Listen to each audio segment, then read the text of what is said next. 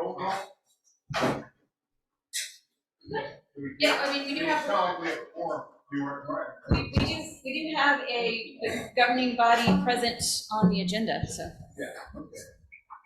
All right, well, then please stand and we'll say pledge allegiance. Pledge allegiance to the flag of the United States of America and to the republic for which it stands, one nation, under God, indivisible, with liberty and justice for all.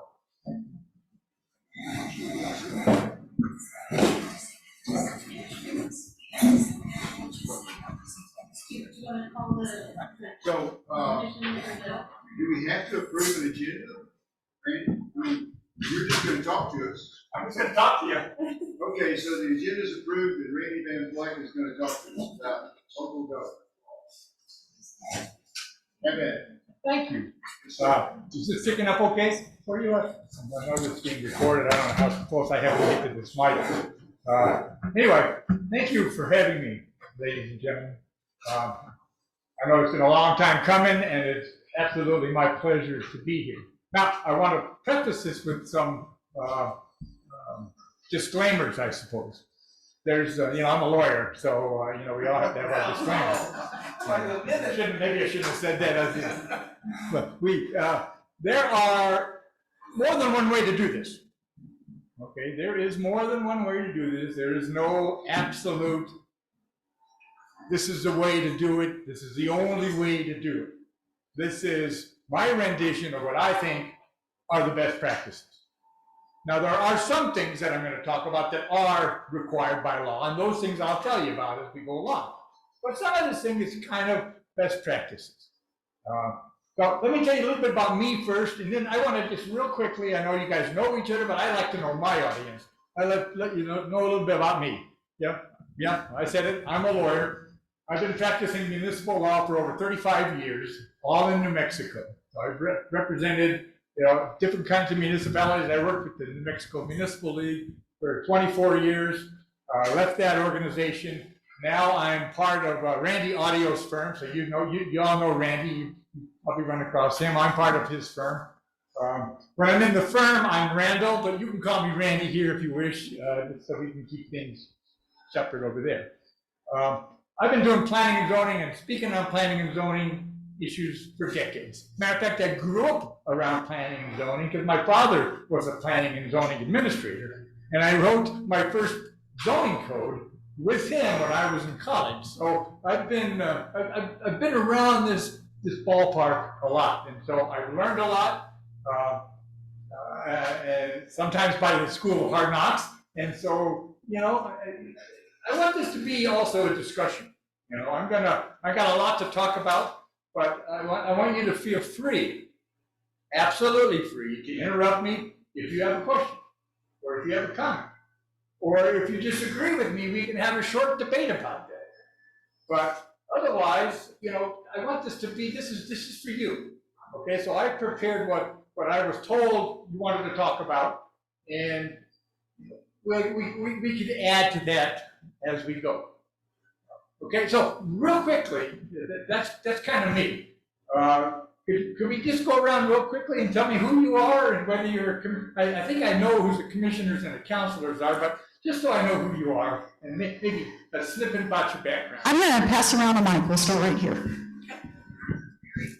Hi, I'm Elizabeth Marshall. I am a school administrator. I'm on a governing council for a school board, master educator. I also have a master's in museum studies, and I work in the film industry. So I've kind of got a few things. I grew up here in Corrales, have a child here, invested in the planning of Corrales in general for our future, and I was born here myself, so I've been here for 52 years. And you're a commissioner? Yes. Hi, I'm Heather Ballas. I'm the newest commissioner on planning and zoning, and my professional background's in public policy. So I did national work for a long time and then came home to New Mexico and did 15 years in state policy, and now for the last 2 am doing federal policy again. So this project is my chance to do local policy. So it's just all good and good. I'm Jim Fahey, I'm the mayor. That's the quickest mayor speech I've ever heard. Yep, I heard. He's not up for reelection this year. Bill Waldman, representing District 2 on the village council. Background in public service, worked for Tom Udall for about 14 years. Before that, Library of Congress and other places, and been a resident of Corrales for about 25 years. My name's Rob Black. I am the chair of planning and zoning. I am also the president and CEO of the New Mexico Chamber of Commerce, and sadly an attorney as well. And I practiced in California doing campaign government and election and ethics law.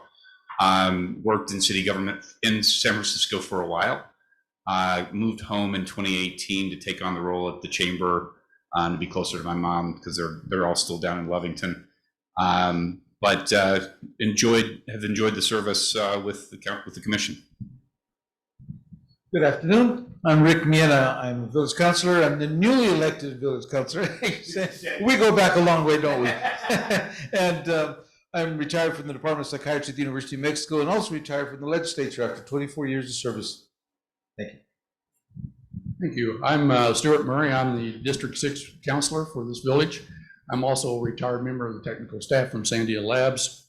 I've been retired for over 10 years right now.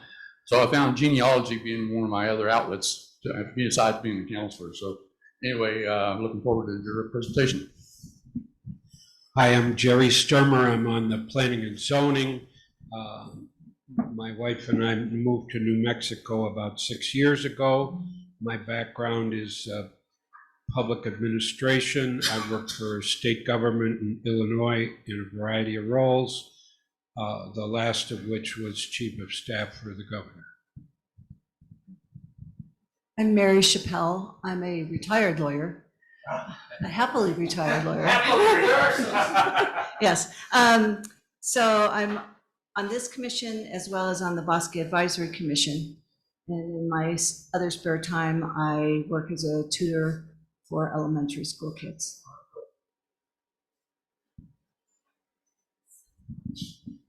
Hi, I'm Melissa Morris. I'm the commissioner, and I'm also a happily retired lawyer. Yeah. Very hard. And so I've just, since I retired, I have just been enjoying living in Corrales, and I've really enjoyed being on P&Z because it's one thing that forces me to think a little bit now and then, not too hard. I'm Mick Harper. I'm a commissioner, former council member, and former commissioner. I've been in Corrales since 1981. I'm retired. Hi, I'm Mel Knight. I'm a second-term elected official in District 3. I was an APS speech pathologist for 31 years, and after I retired, I wanted to reach out and be more part of the community, even though I had been on lots of boards and commissions, living here for 40 years, but now I'm an elected official. Well, thank you. Thank you for that short invitation. You know, there's a few out-of-state transplants here. I'm an out-of-state transplant. I grew up in the Midwest as well. And there's three things I learned very quickly moving to the West. You don't mess with a person's truck. You don't mess with a person's dog. And you don't mess with a person's land. You know, and probably the last one is probably more important than any of the other three, or the other two.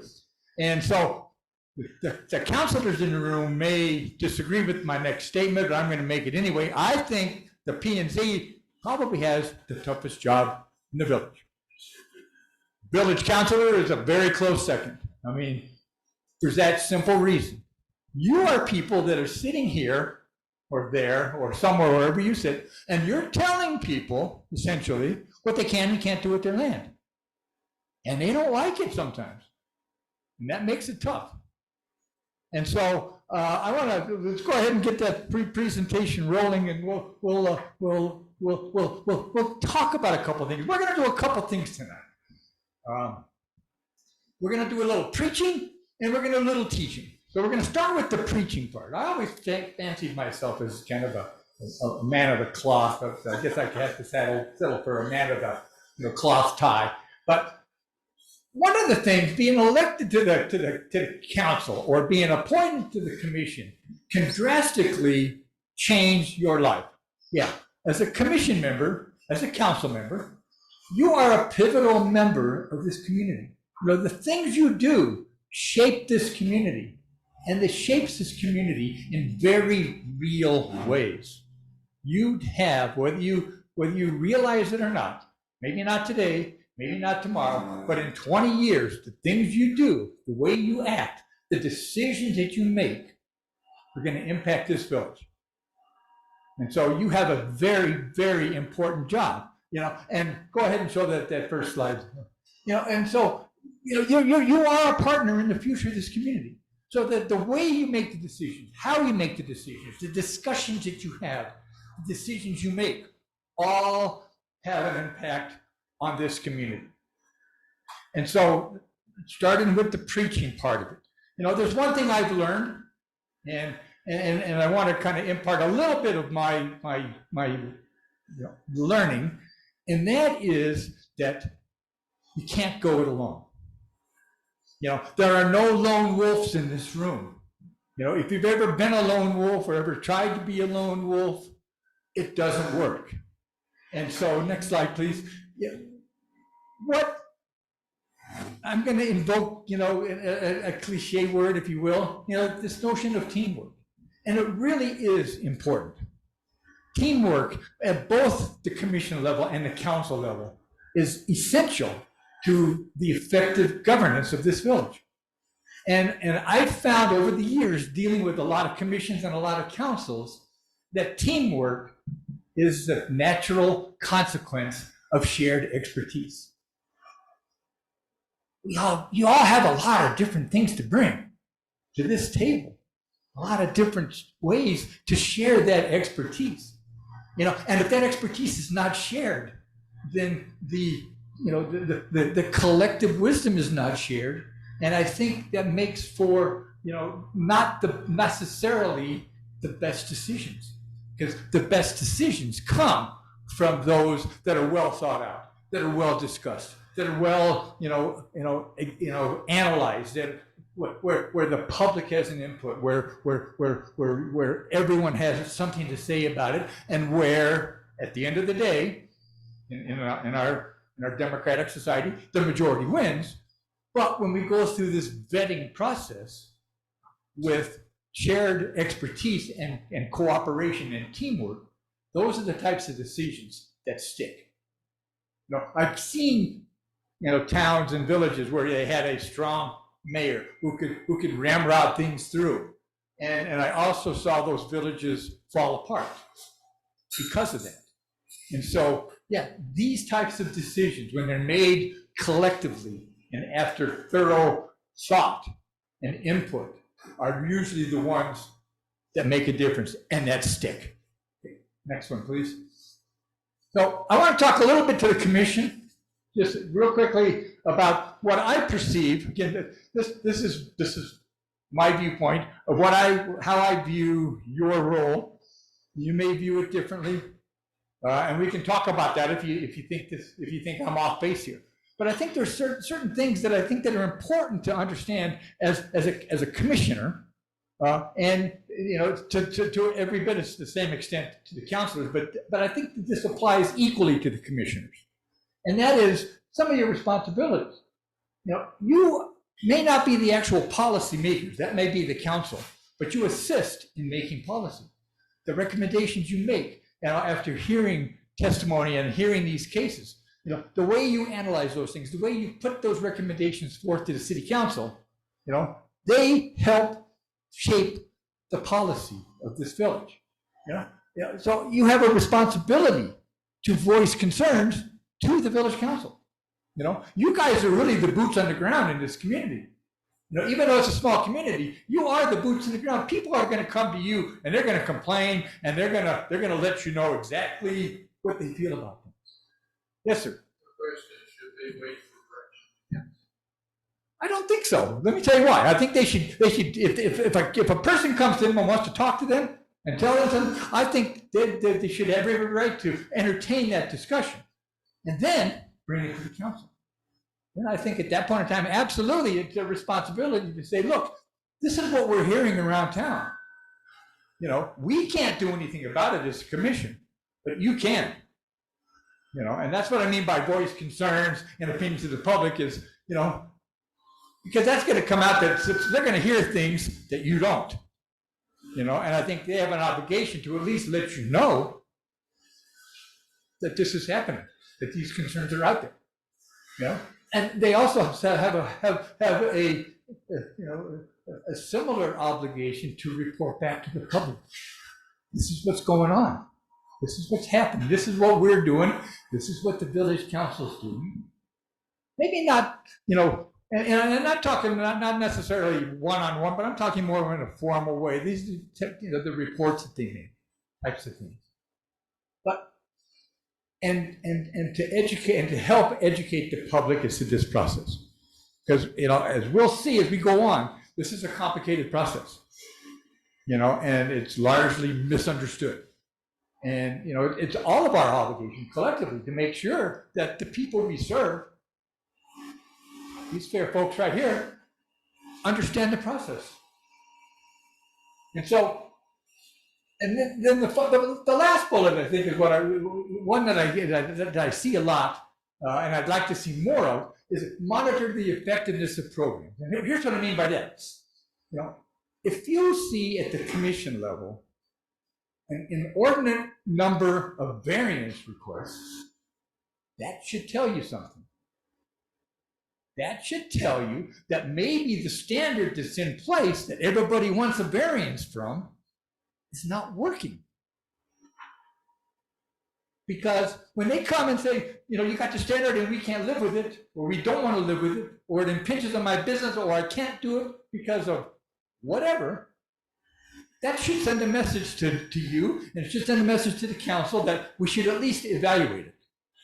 May not want to change it, but it's at least something we should look at. Okay? Next one. These are the obvious ones. Those are the more flashy ones that I think maybe are subject to debate. These are more mundane obligations of both councilors and commissioners. Go to your meetings, go to your work sessions, go to your meetings and work sessions prepared. Contribute your skills, your expertise, your knowledge, your experience. And listen. I'll say it again. Listen deeply to what other people have to say. My mama always said, God gave me 2 ears and 1 mouth for a reason. And it's one thing that we never, I drift aside sometimes. That's one thing that we never are taught. We never have been taught ever. What's the first thing your parents wanted you to do? They either wanted you to walk or talk. Okay? But they never taught you how to listen, did they? Unless they were advanced, teacher type parents, they never taught you how to listen. And so, we as a society are not very good listeners. We're real good talkers. We need to be better listeners, at all levels of government and all levels of citizenry. Okay, next one, please.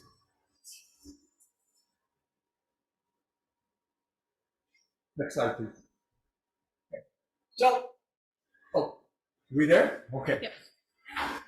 So, I'm going to focus tonight on a particular type of decision making that you do, and that's what we call quasi-judicial decision making. Quasi is a Latin word meaning as if, and judicial is obviously what we recognize as court type proceedings or court proceedings. So what we're going to be talking about is proceedings that you participate in and conduct that are like judicial proceedings. And when do we, and we have to do these types of hearings by law in a couple of circumstances. One, when decisions affect the rights of individuals or small groups of people, we have to give these quasi-judicial type of hearings. And as we go on, I'll explain why that happened. Some trigger words, if you're looking at an ordinance or a statute, and you want to know whether or not a quasi-judicial hearing is required, look for these words. Where proceedings, if the ordinance or statute says that the body is required to notify the public and is required to hear from the public, it's a good sign that the legislature, whoever wrote that law or ordinance, intended it to be a quasi-judicial hearing. If the ordinance or statute says that a body is required to hold and they put it in quote, or they just say public hearing has a very specific connotation in my view of the law, and that is these types of hearings. I differentiate these types of hearings from your run-of-the-mill council meeting, where it's more legislative in nature and anything goes. These quasi-judicial hearings have a very specific, focus, have a very specific procedure that we're going to talk about. Finally, if your ordinance or the statute talks about a record or says something about that the decision's got to be made based upon evidence on the record or in the record or from the record, that is a clear, dead, example of when the legislature or the city council, whoever wrote the ordinance, is requiring a quasi-judicial hearing. Okay, next slide, please.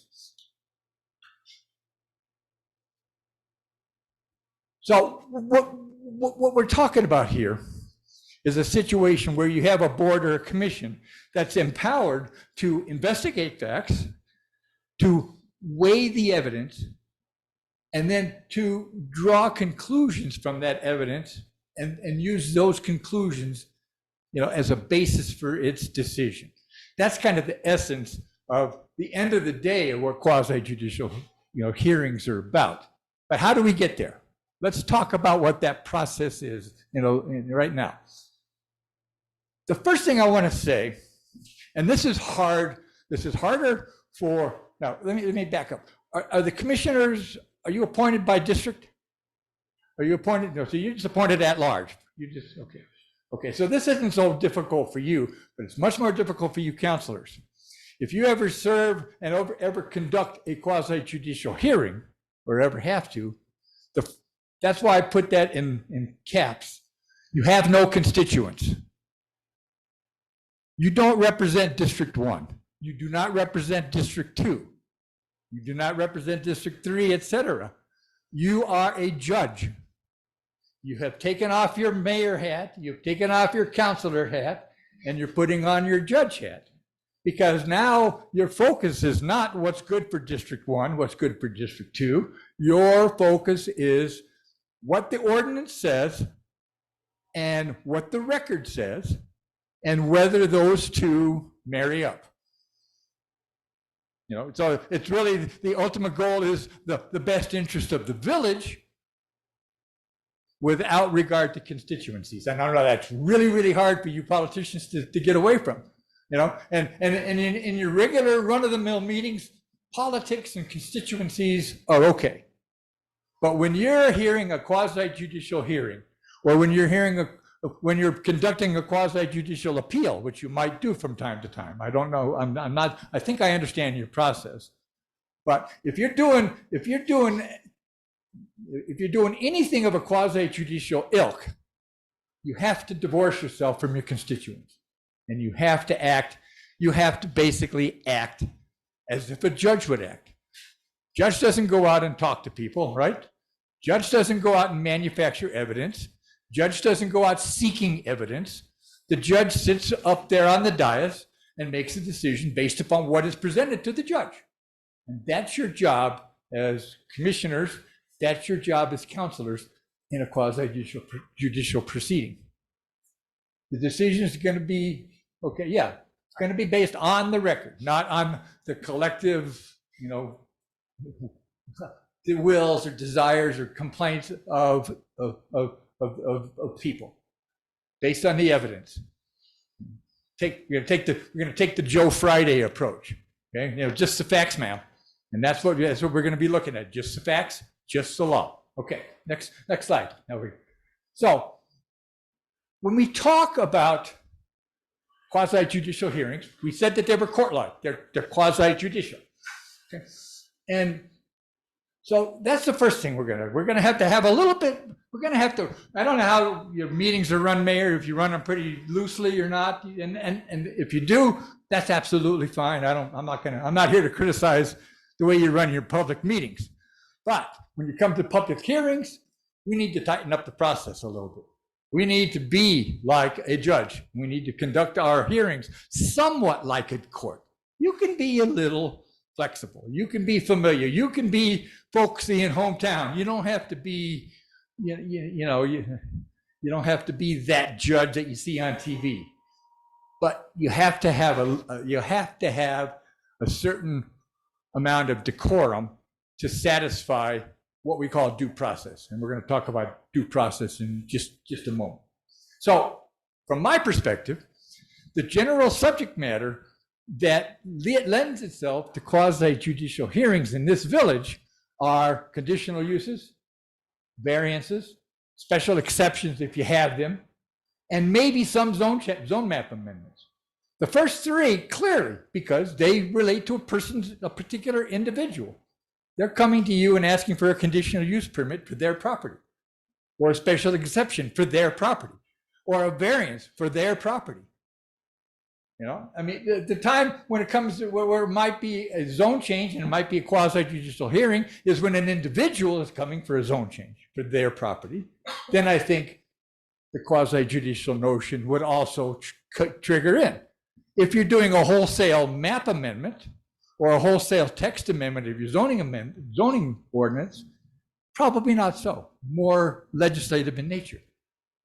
So the best advice I can give you here is the narrower the focus, the narrower the group, the more apt you are to opt, the more apt you should opt for a quasi-judicial process.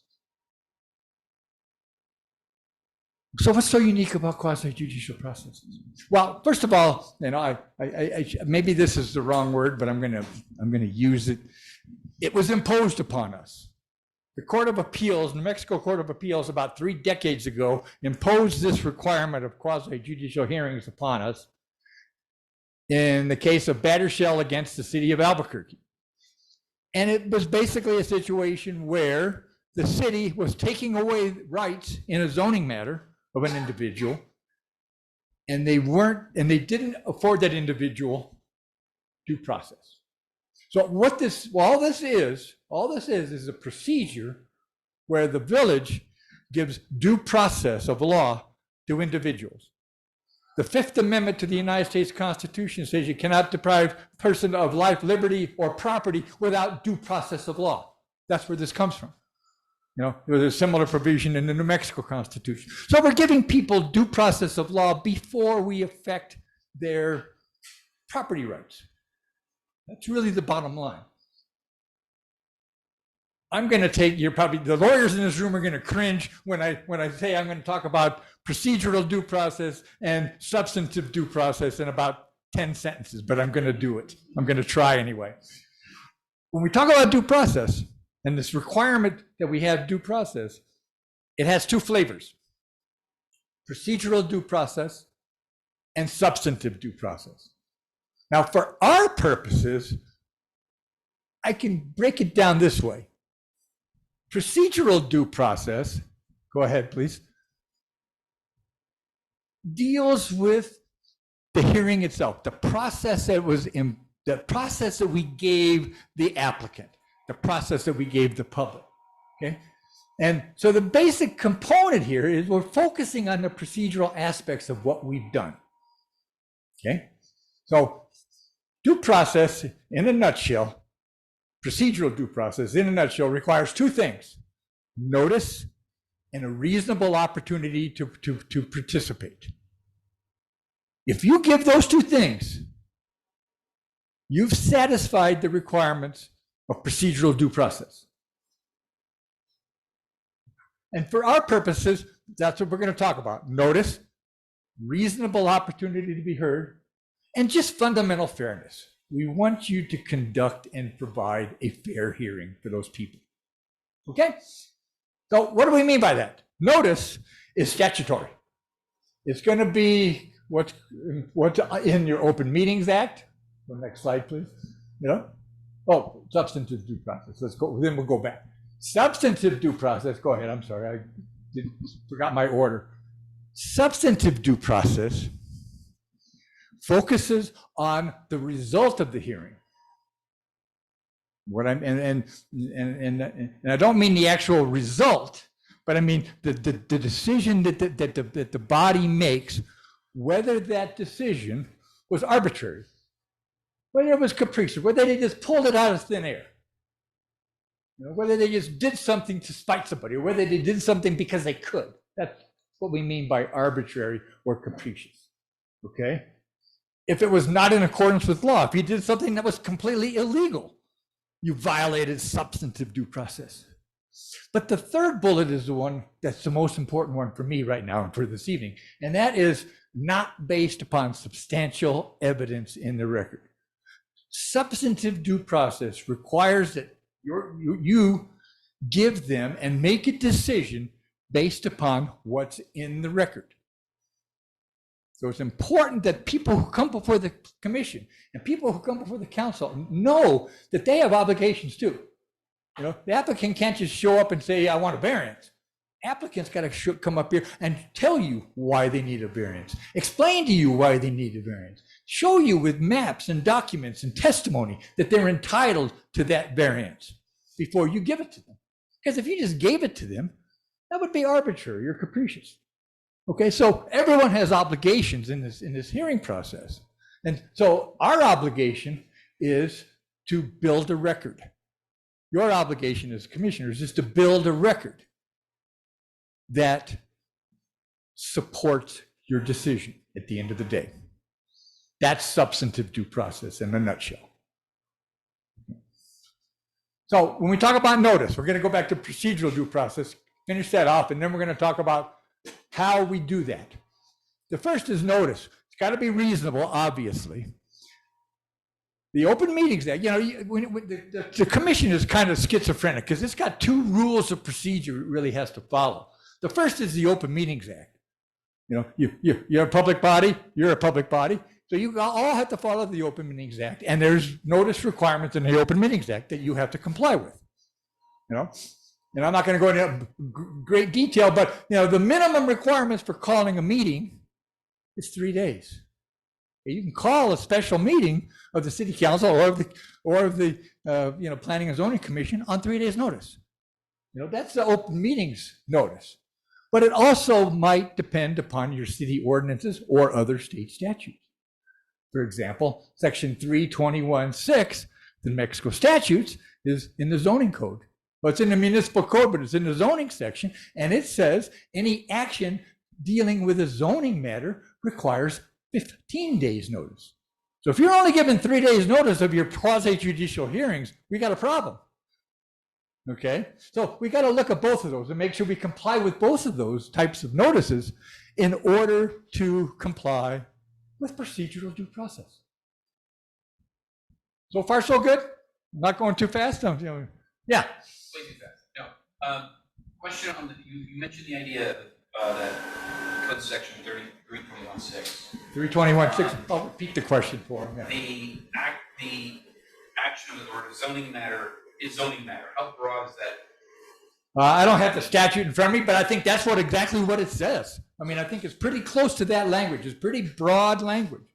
So when you're doing a text amendment to the zone, for example, if you're doing a conditional use, if you're doing a variance, okay, if you're doing a rezone, I mean, all of those are zoning matters, and all of those at the bare minimum are going to require this 15 days. Okay, thank you for that it may cover some other things too, like subdivisions. Someone wants to come and get a subdivision, things of that nature. But I know in that particular case, it's very specific or very broad. It says, zoning matters.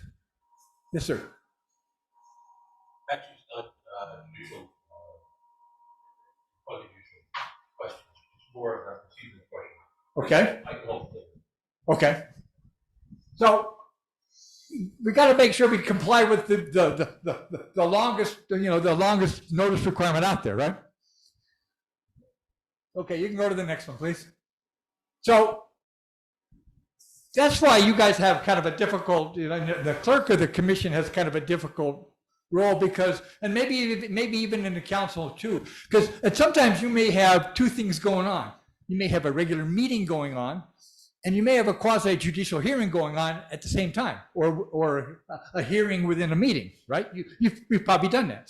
So you got to keep records of both. Remember, you got minutes requirements under the Open Meetings Act, right? So the city council's got minutes requirement. Planning and Zoning Commission's got minutes requirement. Yes, sir.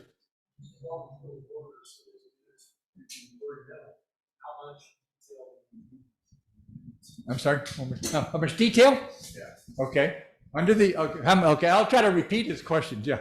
I'll just wait until somebody else asks So the question was for the people, how much notice, what do you have to put in your minutes? That, I'm gonna give you my lawyer answer, you're gonna snicker. It depends. And it depends on your policy to some extent. At a bare minimum, the law says you need to have the time, the place, the location of the meeting, who was present, who was absent, a record of the decisions that were made, and a brief discussion about those. That's at a bare minimum. That's what I call skeletal minutes.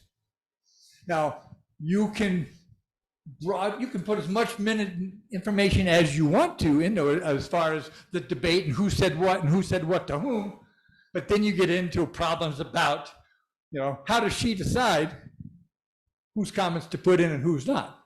There you always get that fight about, well, I demand that be in the record. That kind of stuff. So you have to figure out for yourself the extent of your minute keeping. But at the bare minimum, the Open Meetings Act says you only have to have a half a dozen things in those minutes, what I just rattled off.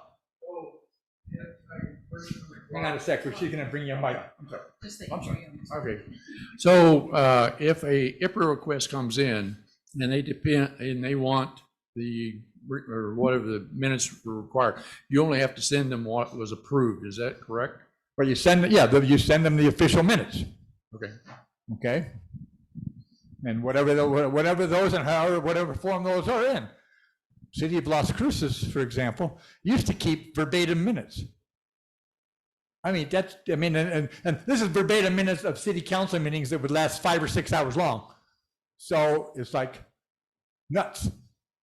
So yeah, you guys are going to decide that the extent of your minutes, as long as you don't go below the floor. Yes, ma'am. I know for the school board, it has been helpful to make sure you're noting in the minutes if somebody is particularly opposed or questioning, instead of just, because we also have to not do everything verbatim, but we actually do note always if there's some concern in particular about something, just so that's, make sure that that's represented. There's nothing wrong with that. But again, you get into the same debate perhaps of, she feels that her comments are really important because she was adamant about it, and you don't have room for everybody's comments. And so at some point in time, the clerk's going to have to cull those minutes down. Otherwise, you may end up with verbatim minutes. But yeah, and there's nothing wrong with doing it that way. One more question on minutes. Yeah. So there's an argument that is sometimes presented that you don't want too much detail in your minutes for some of the examples you've provided, or sometimes minutes being used against a body in a litigious kind of way. And so I've had some entities say, we need to have the barest bones possible. And then I've had some say that in the modern era, it's actually pretty justified to do minimal minutes because most public meetings are also captured on Zoom now. So there's a recording giving you the actually a pretty legitimate way to provide a response to the public who wants to be able to see the whole thing, but have minutes be a capture of the actual pretty much rulings, and that's about it. Do you have a sense of whether there's a change in the norm based upon the expansion of the use of Zoom? Well, I've seen more and more councils and governing bodies get in trouble because of things they've said in public meetings. So, I mean, I'm a bigger fan of minimal minutes, simply because, like you said, the actual debate is part of the decision-making process, but it's not the decision that's made. What's important and what the minutes are designed to do is tell the public what the body did. A brief description of the topic and subject matter and what the body did. If they want to dig deeper, they have two options, right? They can attend the meeting or they can get a copy of the Zoom. Now, so that's kind of my thoughts about it is, I think, in many respects, it can really hurt a governing body. But the same argument can be made as sometimes it can save a governing body because of what they say. So it really is a policy decision on how deep you want to dive in your minutes. I think you may have answered a question that I had, because earlier you talked about how important it was that the quasi-judicial process identify, everything is in order here, all the boxes have been checked, we're going to vote yes. Mm-hmm. And there are occasions for the planning and zoning where everything is in order, there's no public objection, there's no concern identified by the administrator, and we simply approve. And so we don't devote time to saying all those words, we just approve it. Understood. There's a reason for this process, and there's a reason for making this record. Now, you've kind of made your case, but let me see if I can try to make mine. The reason we make a record and the reason we go through all this is part and parcel for what happens here. But more importantly, it's for what happens in district court or in the Court of Appeals. Because that judge wasn't here. And that district court judge, because your planning and zoning appeals go to a district court judge.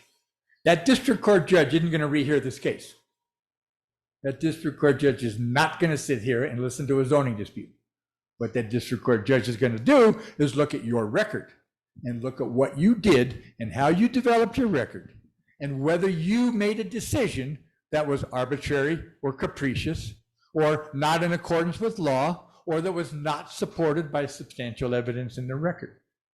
That's why we make a record, and that's why we go through this process, is for that 1 in 100 time that we get appealed. Because otherwise we have nothing to give the judge.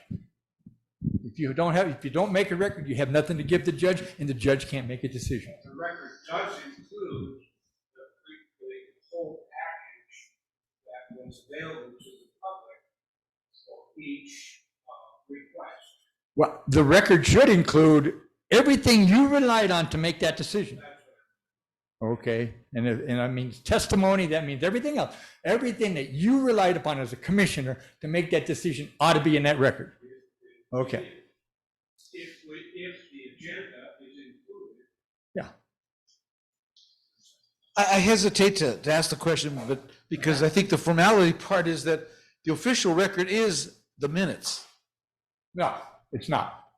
Okay, that's where I was going to go, because we have the minutes, and like you said, you can take that back, and the appeals court can look at what happened in the minutes, or they're going to bring, you're on the opposite side, and you're going to bring the little case that says, here's everything that happened real and live time. So which one of those is the one that the official record look at for a city council is the minutes.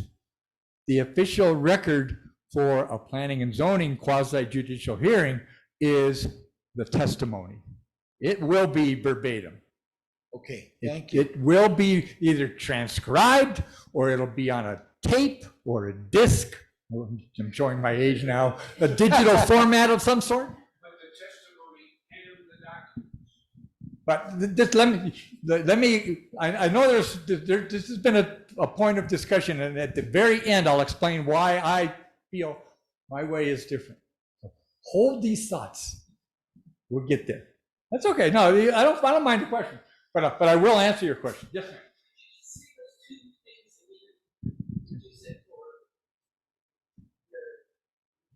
For a council, your official record is the minutes. For a commission, your official record, your official, your official documents is the record. The record, meaning all the documents that were filed, the application, all the documents that were filed, all the exhibits that were entered, all the testimony that was given.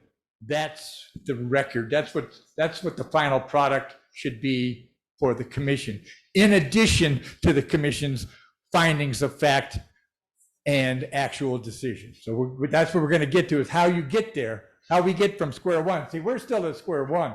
Let me get to square five, and then we'll come back and answer. Let me get a little bit further down, and maybe this will start making some sense. Okay, where were we? Okay. Next slide, please. Okay, so I want to talk about the procedural aspects of a quasi-judicial hearing. So now we're talking about the Planning and Zoning Commission has got Randy Van Vlick's application for a variance. Okay, this is how I feel and I believe you should conduct that hearing. Okay, first of all, the body needs to swear all the witnesses. Every witness needs to be sworn. The requirement of the Battershell against Albuquerque case, it probably doesn't mean a whole lot. You know, in the grand scheme of things, I don't think anybody has ever been prosecuted for perjury on a zoning case, but it gives a little solemn, it makes the proceedings a little more solemn, a little more important. Makes the public and the people feel like, you know, if we're going to do this, we should do it right, and we should not lie. But here's a piece that a lot of boards and commissions miss and overlook.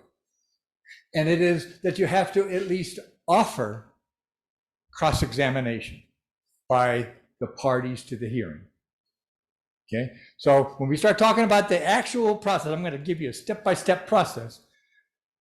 The presiding officers are going to identify the parties to the hearing. And in most cases, it's going to be he said, she said, right? It's going to be planning department versus applicant. And maybe a mad next door neighbor. You know? And those are going to be the parties. So the parties are going to have to be provided the opportunity to ask questions for cross-examination. Yes, ma'am. We're going to try to get to that. I'll try to sort that out. Okay. The body also needs to avoid ex parte communications. We're going to talk about that on probably the very next slide. Because now, Mr. Miera, Councilor Miera, you're no longer a counselor, you are Judge Miera. Okay, same with all of you. You're judges now, not counselors. So you're going to avoid ex parte communications. Here we go. All the evidence that's presented and admitted into the record is going to be considered by the body, and the decision's got to be made solely on what is presented to you. So if they have a bad lawyer or a bad developer that doesn't present the case very well, even though you know something that they didn't present, you can't act on that. You have to act based upon what's in the record. Okay? Now, we'll talk about sending things back. I mean, if you don't think you have enough information as a council on an appeal, for example, you can send it back to P&Z for more information. You know, send it back for a rehearing. But, you know, you can't make decisions based upon evidence that's not in the record. Just like a judge can't make judgment on stuff that's not in the record. Okay? So next slide, please. So let's talk about ex parte communications. Now, where's our ethics professor? Oh, over here, yeah. Now you probably run across this time or two. I know as lawyers we've all run across this. So this is an oversimplification, but I think it works.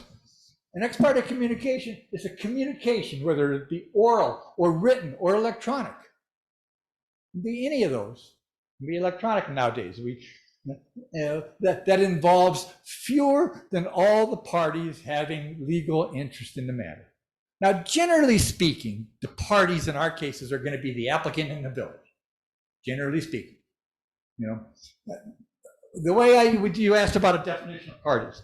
There's a couple ways we can look at it. One very easy way to do that is anybody who's in the zone of mandatory notification, you could consider them a party if they show up and they want to be a party. There's only two things that being a party gets you. It gets you a free copy of the judgment of the Planning and Zoning Commission, and it gets you the right to cross-examine. You don't get anything else. No right to appeal. Anybody can appeal. An aggrieved party, can appeal. Under our statutes.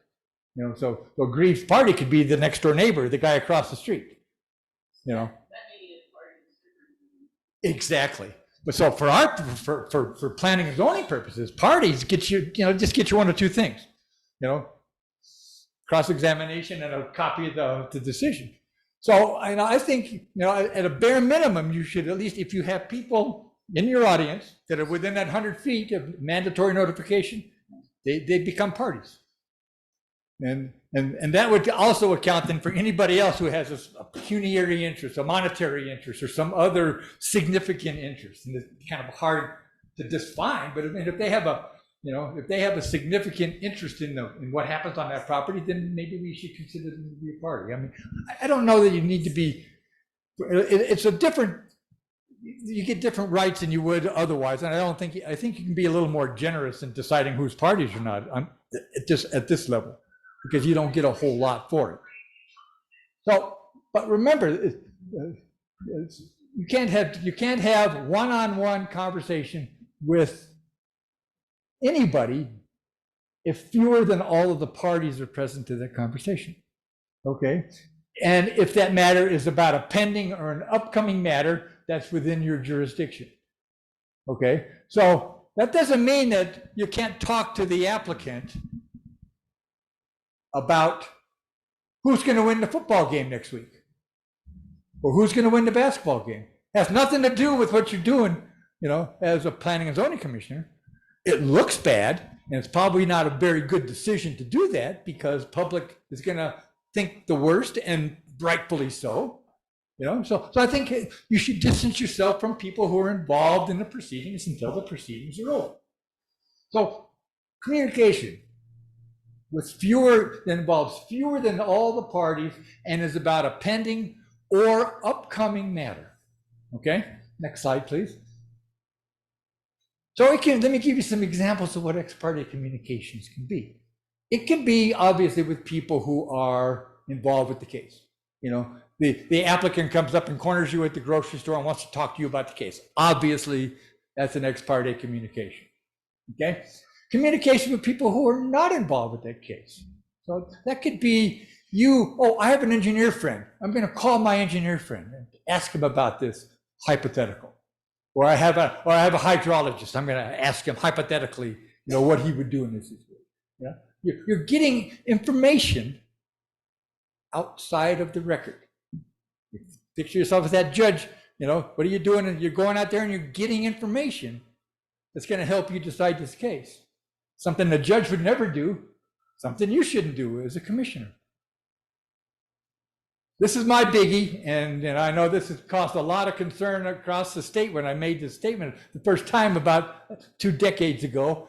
Independent investigations, meaning if you go out and walk the property, or you go out and take photographs of the property yourself. You go out and take a look-see at the property on your own, because you can't picture, you're not very good at drawing, so you want to see what the property looks like. I think it's a violation because you are getting information that the other commissioners don't have by going out and walking that property. Hang on. You are getting information that's not part of the record. And it's not subject to cross-examination. Okay, so now I know you have a question, and I'm gonna, I think I have the answer, but go ahead and ask your, I think I know where this is going. Yeah, does that include electronic investigation? Absolutely. Through Google? Don't run a Google search, don't take your drone out there, and I know this, and obviously you live in a small village. You're gonna drive by this guy's house, when he's got a zoning case pending, it's gonna happen. Just don't linger, okay? You don't have to alter your route home. You don't have to go through, Placitas to get home. Just don't linger and don't spend a lot of time on it, because I think it violates the spirit of what we're talking about, that you are going to make your decision based upon what is presented to you. Yes, ma'am. Yes, and being in a small village, there are so many properties that we have like intimate knowledge about, regardless of whether or not we drive past them.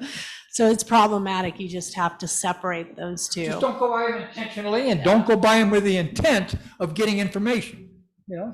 Just because that's why. Because if someone really wanted to challenge them, and they could make a case, I would make an argument. If I knew you did it, I would make an argument that you got information that's not contained in the record, and you're a commissioner. I can't cross-examine you as a party. I don't have any recourse. I don't know where you got that information, how you got that information, whether it entered into your decision-making process or not, but I feel offended because of it, as a guy who didn't get his permit. A quick question, just to clarify kind of the party question. Are each individual commissioners individual parties? So could a communication between two commissioners prior to a hearing, and they discuss the hearing, is that ex parte? No, commissioners are not parties, but commissioners also should not discuss these things amongst each other. Is Simply that because sit within the ex parte prohibition, or is it just as a measure of protecting the integrity of the discussion? I'll talk about that in the next slide.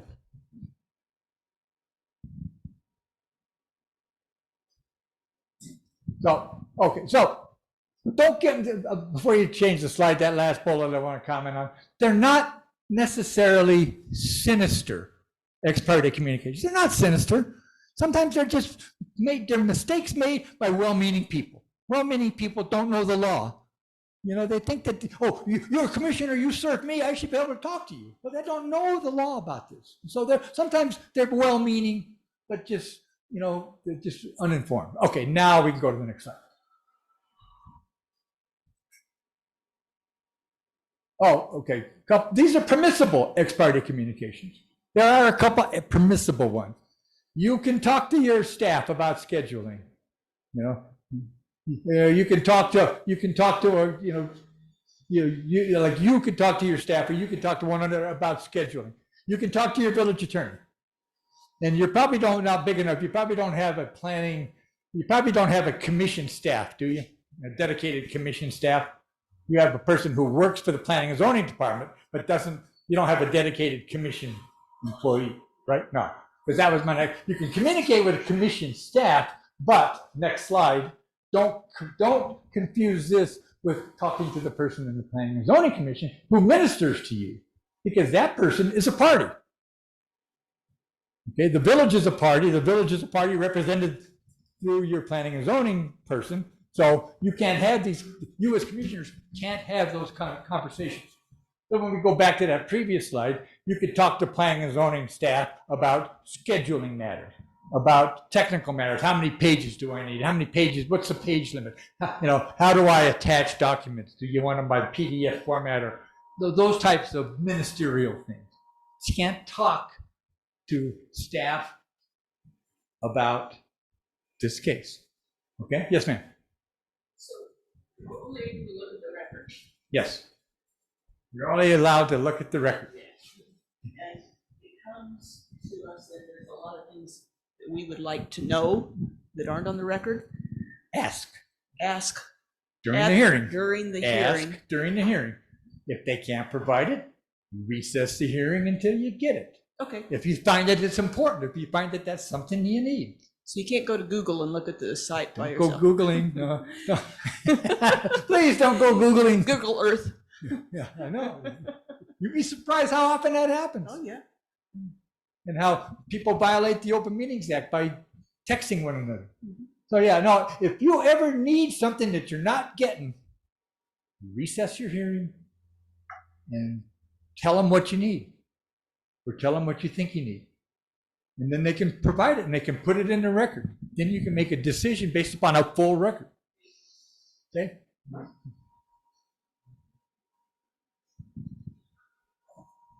So why are these ex parte communications bad? Bad for a couple of reasons. It's just, well, first of all, it's simply not fair. It's simply not fair for a couple of reasons. One, the decision maker might be improperly influenced. Now, I'm never going to say that about anyone in this room, but we are all humans, and sometimes we can be influenced and upset about that. You can be improperly influenced. You can be inaccurately informed. If you're having a one-sided conversation with a party, you're only getting one side, right? You're not getting both sides. It's not being vetted through cross-examination. It's not even being vetted through anybody else. You're getting one person's viewpoint and only one person's viewpoint. That's the whole purpose of the hearing, is to get that person's viewpoint and this person's viewpoint, and to test those viewpoints via cross-examination. So you're inaccurately informed. You're just simply getting one side of the story, and that's not the way judges make decisions. Judges make decisions hearing both sides of the story. Right? Next one, please. You know, you can get this reputation for being improperly influenced. You don't want that reputation. That's the last reputation that you want. Okay?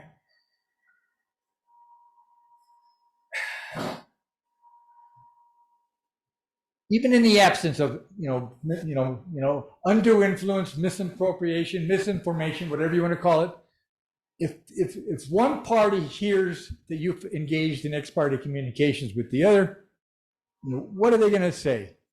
What, the first thing out of their mouth, that wasn't fair. And it's just not fair to have one-sided conversations. And it can invalidate your decision. It can invalidate your decision, and they can make you go back and do it all over again. Again, nobody wants to repeat work. So they can make you go back and do it all over again. We don't want to do that. Okay? Next one, please. So when we talk about swearing, yes, ma'am. You're about to change topics on us. So back on that ex parte communication, Yes. What's the role of disclosure? So I know of at least 3 different places where statute says to legislators, don't have ex parte communication unless you disclose it. And it's, aligned to commissioners or what have you. So if let's say you bump into a neighbor in the grocery store and they start talking to you before you realize this is where that's going, is the appropriate response to disclose the ex parte communication at the top of the meeting, as opposed to a recusal? What's the remedy if it happens? That's a great question. The first responsibility is to stop the conversation. Okay, don't have a 40-minute conversation with the person and say, oh, I have ex parte communication, now I got to disclose it.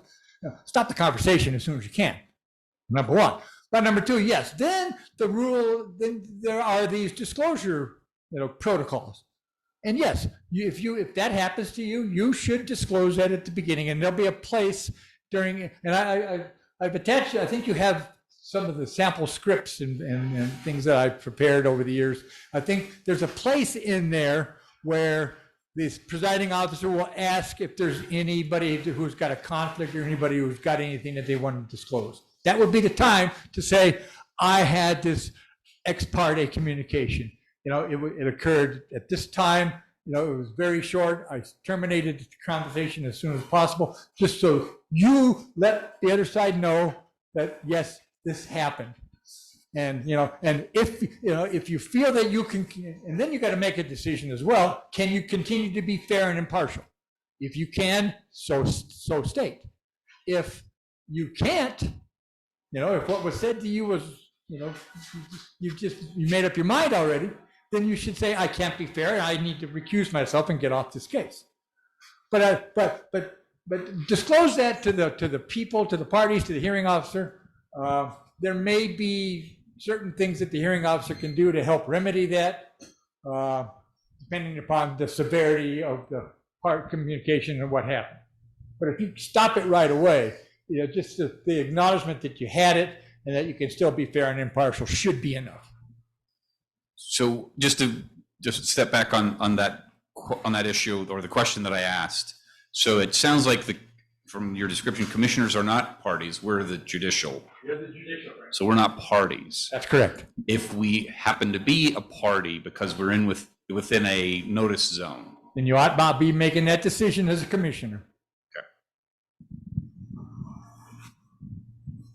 Okay. Mike.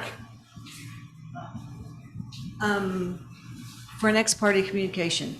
So if somebody knows, oh gee, Mary's on the Planning and Zoning Commission, contact her. But they just say, oh, there's this yellow sign down the road and blah, blah, what do I do? If I simply say, read the sign, do what it says, the deadline is important, that's not excommunication. No, because you haven't really had a, information. no, you haven't really had a conversation about it. You just basically said, look, Yeah.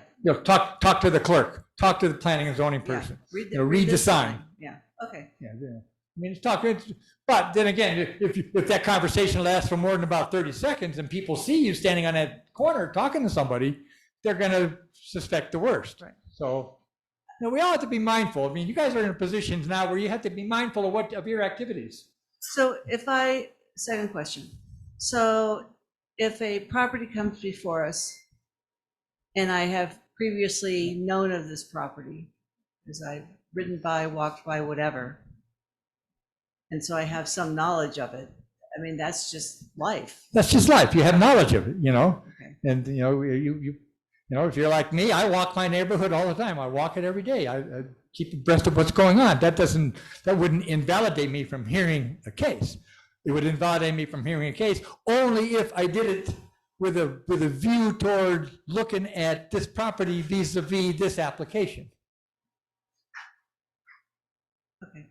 Make sense? No?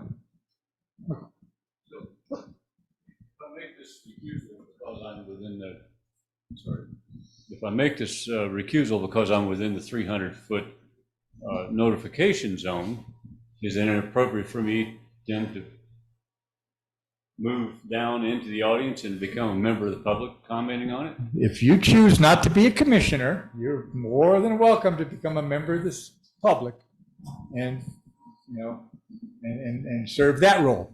Can't be both. Right. But you're more than welcome to go back there. That because you have an interest. You're within that 100 feet to 300 feet, whatever you have in your zone. It's 100 feet by statute, but you may have 300. But if you're within that zone and you want to, just because you live there doesn't necessarily automatically make yourself a party. It's only if you want to be. If you choose to be a party, you walk over here, you become one of them. Absolutely, you can do that.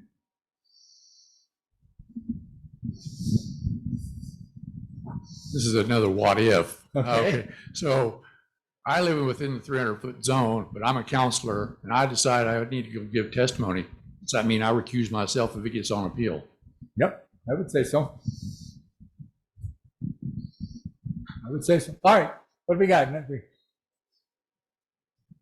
let's go. Next slide, please. Let's see where we're at. Okay, we're going to talk about the process now. We're going to delve into this procedural due process issue. Yeah, again, here's why we swear witnesses. It's really not because we're trying to catch somebody perjuring themselves. It's just we want people to consider these to be solemn, important matters. So everybody's going to get sworn except lawyers. Well, except lawyers who are representing their client. So don't let a lawyer BS you. They have to actually be making legal arguments. Or cross-examining somebody. But if that lawyer starts getting up and starts giving factual testimony, the lawyer gets sworn. just like anybody else. But as long as they're representing their client, and, arguing for their client and doing that and not giving factual testimony, then they don't need to be sworn. So here's the procedure, okay? We're finally getting to it. I would recommend that you divide participants into 4 classes: staff, the applicant, the opponents, and other interested people. And these may be very arbitrary, but you'll see why I chose these words. First of all, we got staff. Staff represents the village. They've got their position. They're the ones that vet all the applications. They're the ones that get that stuff. They're the ones that put the packet together. And they're the ones that are probably going to have the first cut and the first idea of whether this is a good thing for the village or not. The commission relies on staff. The council relies on staff. The staff probably has a recommendation for most issues. So staff is a party. I consider staff to be a party. They represent the village. Obviously, the person who's making the application is a party. They're the ones that want to change. They want a conditional use. They want a variance. They're coming to you and they're asking you for something. So they're obviously a party. What I mean by opponents is clearly there may be one or more people who are against this proposition. So I put, it's not just one opponent, it could be several opponents. And if they're an opponent that's within the 300 feet or the 100 feet, they're a party opponent. If they're not within the 300 feet, then they're just other interested people. And the reason I classify them this way is because those first 3 groups have the right of cross-examination because they're parties. That's the only reason we're classifying them that way, is because the right of cross-examination attaches to parties. So other interested people still get their say. They still get to participate in this hearing. The only thing they don't get to do is ask questions of the people who are presenting the cases. That's the only thing you don't get to do as an otherwise interested individual. Yes, ma'am.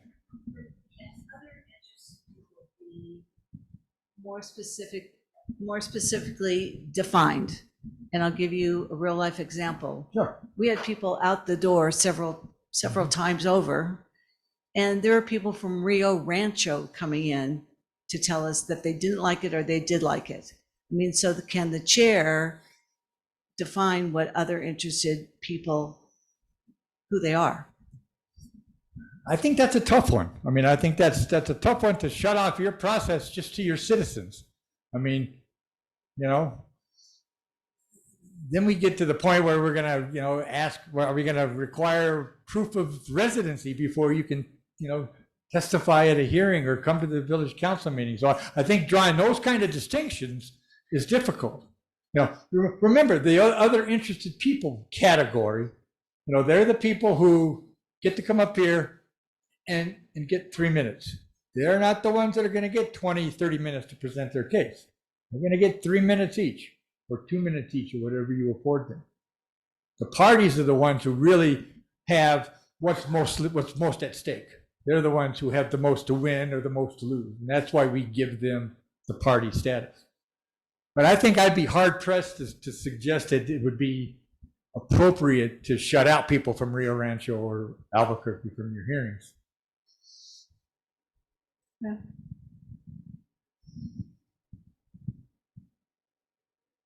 Okay. I disagree. I don't think that people who live in Albuquerque or Rio Rancho, who don't pay taxes in the village of Krause, who are not directly impacted by decisions made by planning and zoning by the village council, should be allowed to stand up here and in some cases make really nasty comments. Well, you're never going to let that happen. Okay, let's stop that. You can say I'm not going to let that happen, but occasionally it kind of gets a little out of hand. But if people who come to speak have to identify themselves and say where they live. Okay. And I think that's fine. people in Corrales, anybody who lives in the Corrales area in the village should be able to speak on any issue that comes before council or planning and zoning. But I disagree about Rio Rancho. So if I give you a Placitas address, you're going to show me the door? Yes, sir. Okay. All right. I would. Okay. I mean, I don't think it's ever been tested, to tell you the truth. I mean, that's a very good question. Never been tested. So the question, but the issue in that item were kids went to school on that street, and those parents and those kids lived in Rio Rancho. So obviously the decision, they were worried about traffic impacts. And so I think that's where, for me, to say that they didn't have an interest, I think would be a little probably too narrow in that regard. Yeah, I mean. Okay, I'm going to flip this around a little bit because I've had an issue with Albuquerque these past 2 or 3 years dealing with noise. And we live outside, obviously, the city limits of Albuquerque. They basically will not listen to anybody who lives outside the city limits. But if you make enough noise, sometimes they will listen because of that. We have the same issue here. I kind of disagree with the mayor on this because if we have something that impacts people coming into the village, say down at the recreation center or so forth, and it's a issue that they want to speak on, I think we need to allow them to have that capability. Well, again, I can't point to a statute that's going to say, no, mayor, you can't do that. I mean, if this is something you guys want to test, and you want to be the test case for this, that's your choice. But I can tell you that defending constitutional claims becomes a very expensive proposition. And if somebody makes a constitutional claim that they have a right to participate because they're a citizen of the United States or of the state of New Mexico, they can make that into a constitutional claim. They may try to make that into a claim under the new Civil Rights Act, which is going to cost you attorney's fees if you lose. And those types of cases, are driven by attorneys. Attorney's fees drives those types of cases. I think it's a very dangerous proposition to do something like that. It's not saying, I'm not going to tell you can't do it, but I want you to go into this eyes wide open of the type of things that that could happen to you if you did that. So we've typically had a time limit allowed for comment by people who are not what we call affected parties here, meaning the people within 300-foot notification area. Is that? Absolutely. That's exactly what I would do. People who are parties, people who are in that 300-foot, they all get the same amount of time, 20 minutes, 30 minutes, to present their case. People, other interested people, no matter where they're from, 3 minutes, 2 minutes, 1 minute, whatever you want. That's the answer. That's the answer. That's my answer. Okay. And you can put a time limit on the length of public comment. We're going to take public comment for an hour and a half. We're going to take as many of those people out there as we can, 3 minutes at a time. But when an hour and a half rolls around, we're done. But we're going to put a curfew on our meeting. We're going to stop this meeting at 10 o'clock because nothing good happens after 10 p.m. We know that. If you've ever made decisions as councilors or commissioners after 10 o'clock, you know that's a true statement. So, there's a lot of ways you can slice this without simply saying you have to be a resident of Corrales to participate. So also, if somebody is way off base, saying, can you cut them off? Well, if they're, what you're saying is irrelevant, it's not going to help us make a decision. Thank you. Goodbye. if it's repetitious, I've been in meetings where you've got 50 people out there who've got a script and are reading the same thing. Obviously, you're not going to listen to that same thing 50 times. The first 2 or 3 times, yes. Afterwards, anybody have the same thing to say? Raise your hand. Okay. Duly noted. 49 more people said you can do things like that. If it's irrelevant, clearly the chair controls, the chair with the assistance of the body, determines what is relevant, what's germane. And things that aren't germane to the proceedings shouldn't be part of the proceedings. You have all of those tools, in addition, as tools to help you, make this go smoothly. So, I mean, it really is, it's your call, Mayor. Yeah. We'll defend you. You know? Okay, so the first thing that the presiding officer is going to do after calling the case and everything, is going to identify the parties, so that we know who the parties are. We know that these people are going to get to have an extra time, and that these 3 or 4 people are going to get to cross-examine. Now, unless you probably have had some contentious hearings here, but in 98% of the cases, it's he said, she said, done. They don't understand cross-examination. They don't want to cross-examine. They just want to tell their story. That's mostly what I see across the state, is he said, she said, and they don't want to cross-examine. They don't know how to cross-examine. They don't know what it is, and it's done. All we have to do is offer a reasonable opportunity. I'll talk about what I mean by that in just a minute. So keep going, please. So obviously you're going to have everybody sign in. You know, that's going to be one way that you're making your record, because you need to make a record of who said what, who was there, who said what. Okay, and this is the only way you're going to do it. So you're going to make a record. You're going to provide names and addresses before they testify. You know, and so you can keep track of those people in that manner.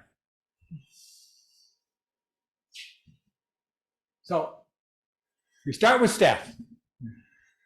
I like to start with staff anyway. Staff introduces the case. You know, staff makes sure that you have a full packet. Staff introduces the application, talks about the application. Staff should talk about the supporting documents. Staff should outline the ordinance at stake. What are we talking about? Are we talking about a variance? Are we talking about conditional use? What exactly are we talking about? So the staff's going to talk about the application, the documents, the underlying ordinance, the remedy that's being requested, you know, and make a recommendation. Do you always make a recommendation? Typically. Okay, so typically they make a recommendation. So staff gives their testimony under oath, of course. Okay, start with staff. Then here's how the process goes. Staff would stand for questions by the commission, if any. Now, let me stop you lawyers on the commission here for now. I'm going to single you guys out. It's and you know this, but I'm going to have to say it anyway. You know this, but it's absolutely okay to ask questions. But remember, you're not an advocate. You're a judge. So if you've got true questions about things, ask. But don't ask questions that are going to help make one person's case or break another person's case. That's not your job. Hang on. Your job is to be a judge. And so, okay, so let me finish.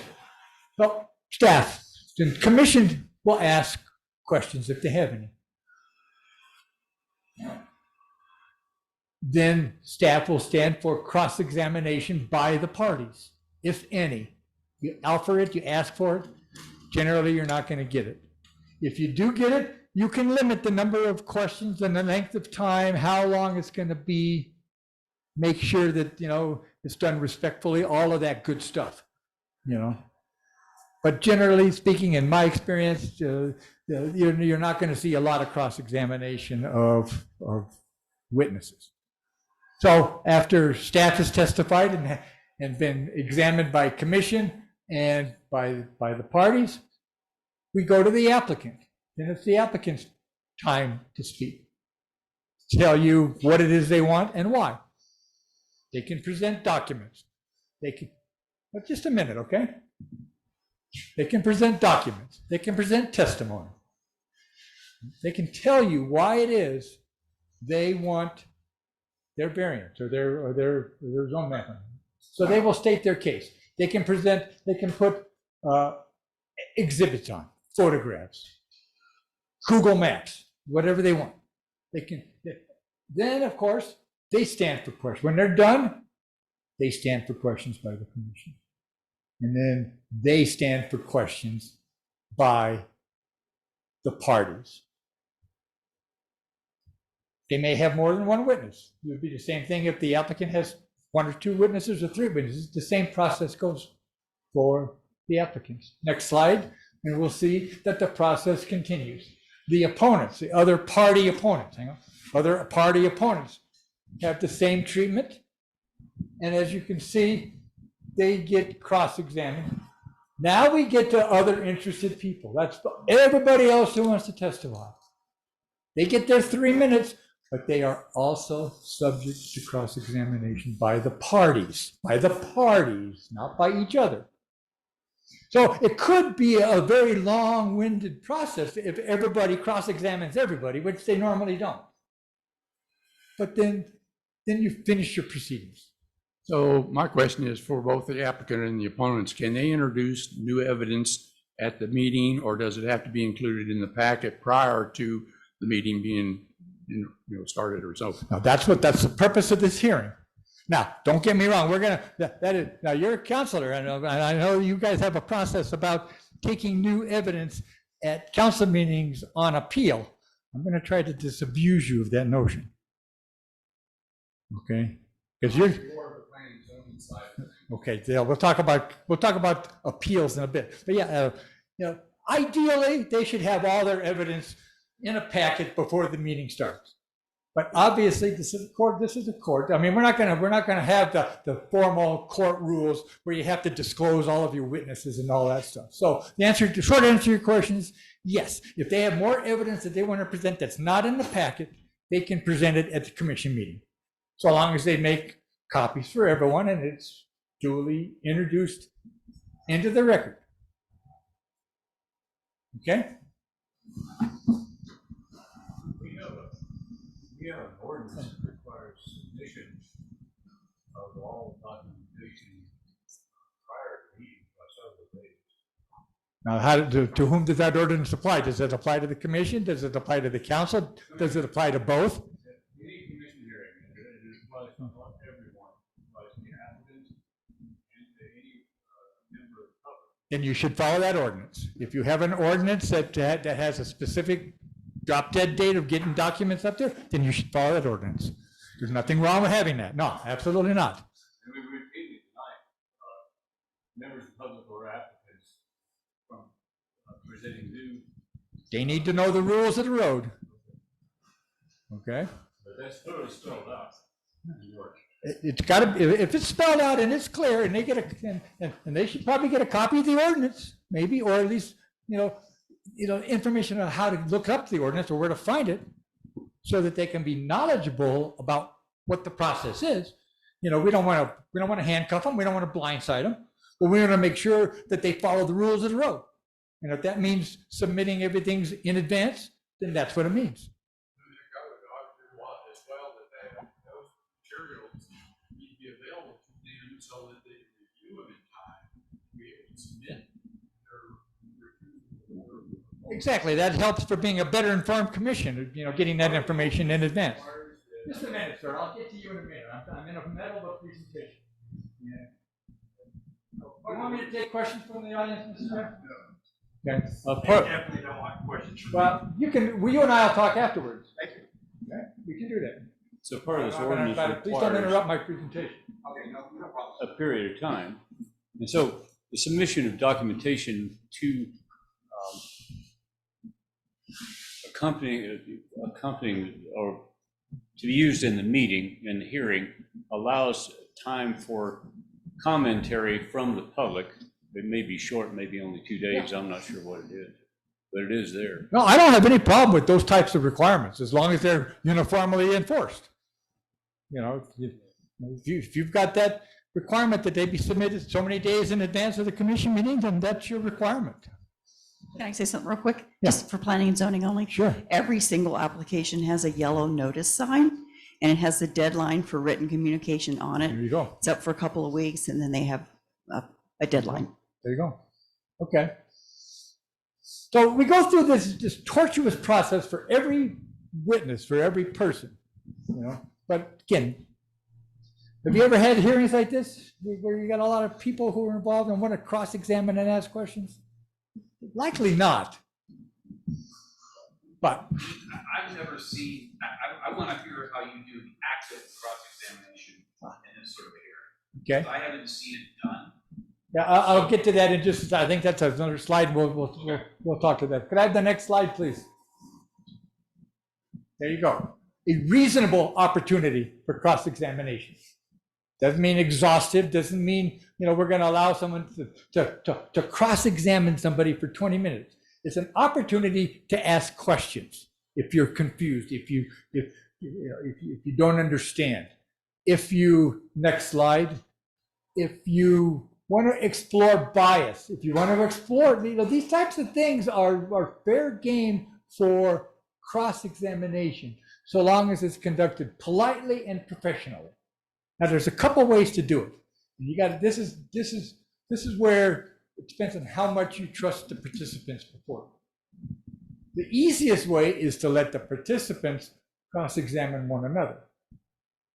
But that can get out of hand really quickly. If it's a heated, contentious thing, having the parties cross-examine one another it can be a problem. If they're represented by lawyers, it makes it easy. The lawyers do the cross-examination, and they do it respectfully, or they should. So you can try having the parties cross-examine one another if you're bold. If you don't want to, the only other option is all questions go through the chair. It's a very tortured way to do things, but it works because I'm a lot less likely to say something colorful to the chair of the commission than I am to the guy who's opposing my application. And so by doing that triangulation, that triangular, question and answer, it tends to diminish somewhat the hostilities. Either way is fine, but you have to at least offer it. And you have to offer it for parties who want to examine witnesses. Only parties. That's why that's why I'm so hyping on this distinction between parties and other interested people, is because it's only the parties that get to do this, only the parties that have this privilege. And you can limit it by time, you can limit it, make sure it's got to be relevant. It certainly can't be talking about, things that have nothing to do with the hearing that you're dealing with, so it's got to be germane, it's got to be relevant, it's got to be respectful, all of those things. You fall off of any of those wagons, you're done with cross-examination. You're done. Okay, and make that, and whoever's the chair, make sure that's well known. This is, we're not going to tolerate, misbehaving on cross-examination because it's for a purpose. You can ask her, because sometimes bias and motivation does run into things. Someone wants an 8-foot fence. And instead of having just an 8-foot fence, they want a 12-foot cinder block wall. Well, maybe they want that for a reason. So yeah, we have to offer it. That's part of due process. So one last question on this. I'm very interested in the process part of this. And so allowing the applicant to go, allowing the other party to go, pose questions, and then have a response is insufficient for what would be considered cross-examination.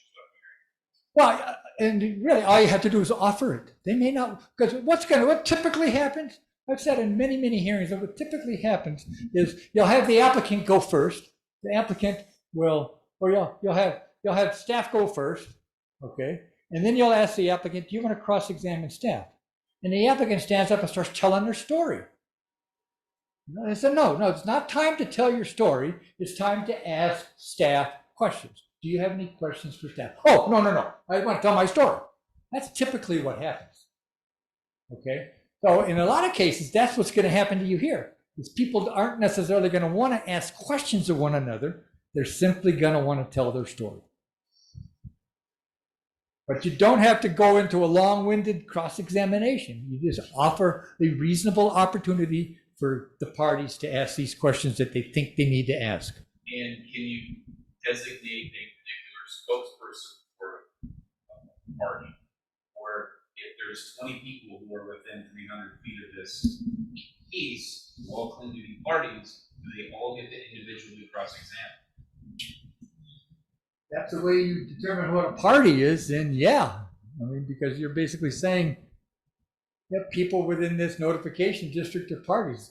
You know, so maybe you want to go a step further and say you got to be within this notification district, and you have to show some particular interest, significance with this party, with this piece of property, whether it be, you know, financial or otherwise. You know, and yeah, party, you know, you just need to explore to them why they think they need to be a party. Why do they want to party? Ask these questions. You know, you live within this zone. You want to be a party. Why do you want to party? What is your interest in this property? What is your interest in this proceeding?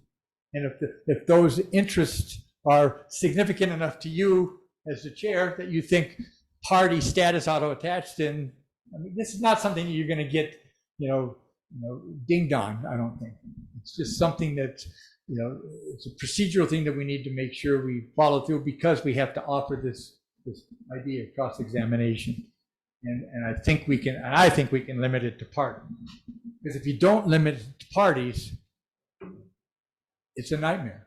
I was in a public hearing in a town one time where they did not do that, and they allowed interested people to cross-examine one another on multiple occasions, and what should have been a 2-hour proceeding ended up being an 8-hour proceeding. You don't want that. Okay, next.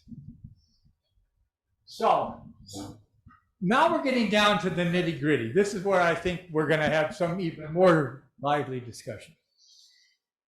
You've concluded your hearing. You've got all your testimony in. You've got your record made. Now it's time for the commission to make its decision. Well, you got to decide based upon what you heard. You're the judge now. You got to decide based upon what you heard what to do. When I say make your decision, it has two pieces: the what and the why.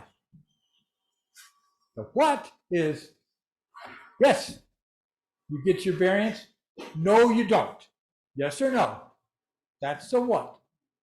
The why is equally important, is because you are under an obligation, because this is quasi-judicial, to explain why you made your decision based upon what you heard in the hearing. That is the most important part, I think. Much more important than the what is the why. Okay, and why did we say that?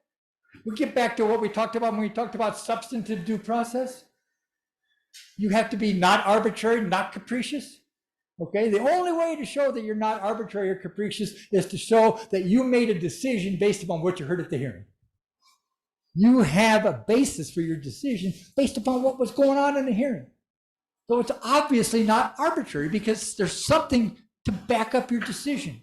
That's why this is so important, to have the why part of this question answered as part of your decision-making process. Okay? So you can do a couple things. I mean, if it's a simple case and it's not very difficult, and and the tester, only heard, let's just say it's a he said, she said, or maybe it's only a he said, and you want to make your decision, you can make your decision on the spot, right then and there. Okay? So long as you can still answer those two questions, the what and the why. If you can answer the what and the why, you can make your decision on the spot. You can, I didn't put it on this, well, there it is, yeah. You can recess into executive session to kick this around if you choose. You don't have to. If you want to deliberate in public, that's up to you too. But you have the option of going into closed session to deliberate the what and the why. Come out and make your decision. Or you can decide to render your decision at a later date. There's nothing in state law that places any time restraints on how long it takes you to make a decision.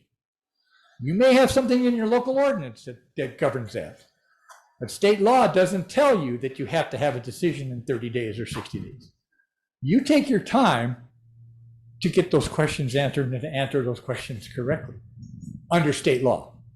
Yes, sir. You may get to this just after this, but if you were going to executive session, my experiences on appeals from planning and zoning on the council going executive session, we don't keep minutes of those discussions. Not necessary. No minutes in executive session. Excellent. Great. Thank you. So I guess my question is, when you're making this decision, especially on the planning and zoning side of things, should the decision be made with references to the ordinances of which this applicant may have applied for to give your attorney or the council more legal standing when they come in to make a decision? Absolutely. You should be referencing the ordinances. You should be referencing the application and what it's asking for. You should be referencing the testimony, the evidence, the documents, the photos, or whatever it is that supports your decision to either grant or deny the variance. All three. Absolutely. That's exactly what I'm talking about here. That is your decision. You know, it's yes or no, but more importantly, why? Why are we saying yes or no? Yes, ma'am. Does the council actually have to have a hearing on the appeal, or can they base it on, we've reviewed the record and we affirm, or we reviewed the record and we're going to return it? Yeah, well, let's talk about that in a little bit. I'll finish, in about 30 seconds we'll talk about it. But I was going to finish this process with the commission. We'll get back to your question, because that's a really good question. Can I have the next one, I think? Okay, here's where I think there's a little bit of disagreement in this village. And this is my best advice, this is my best practice. You must issue a written order. You must issue a written order, and that written order must include the factual basis for issuing the order. Hang on. Meaning findings of fact supporting your decision. I know what you're going to ask. Minutes, in my mind, are not sufficient. Okay. That wasn't the question. Okay. So after every Planning and Zoning Commission hearing, I write a letter to each of the applicants saying, Planning and Zoning Commission on this date unanimously approved, they found it compliant with yada, yada, yada. Here are the conditions per village code, yada, yada. So there's specifics. Here's what happened. Here's what you do next steps. But it's here's what happened at the meeting, and here's the code that applies. What I'm talking about is before that. Okay. What I think you should be doing is you issue a written order, meaning, and it can be as simple as, you know, you get a condition, we put a one-page form, conditional use permit approved. Okay, so that's the what. But the why did you approve the conditional use permit? So what you should also attach to that document is findings and conclusions from the record that support your decision to grant the conditional use or to deny the conditional use. Because remember, when this gets to a judge, the judge is going to want to know why you did what you did. And if you don't have it, how are you going to explain it to the judge? So you should have that written order, including the factual basis for issuing the order. That order needs to be based upon substantial evidence in the record. You probably heard that saying. Let me explain what substantial evidence is. Substantial evidence is that amount of relevant evidence which is adequate to support the conclusion. Meaning, not very much. It's not like it's beyond a reasonable doubt, like that criminal case. It's just, what was it that swayed you? What was it that made you decide that the applicant was entitled to or not entitled to the variance? All we're asking you. We're asking you to put that in writing based upon what you have at the hearing. So one more slide, and I'm going to answer your question. Simple letter of denial. issuance of some sort of permit, whatever that is, okay? Now, to answer your question,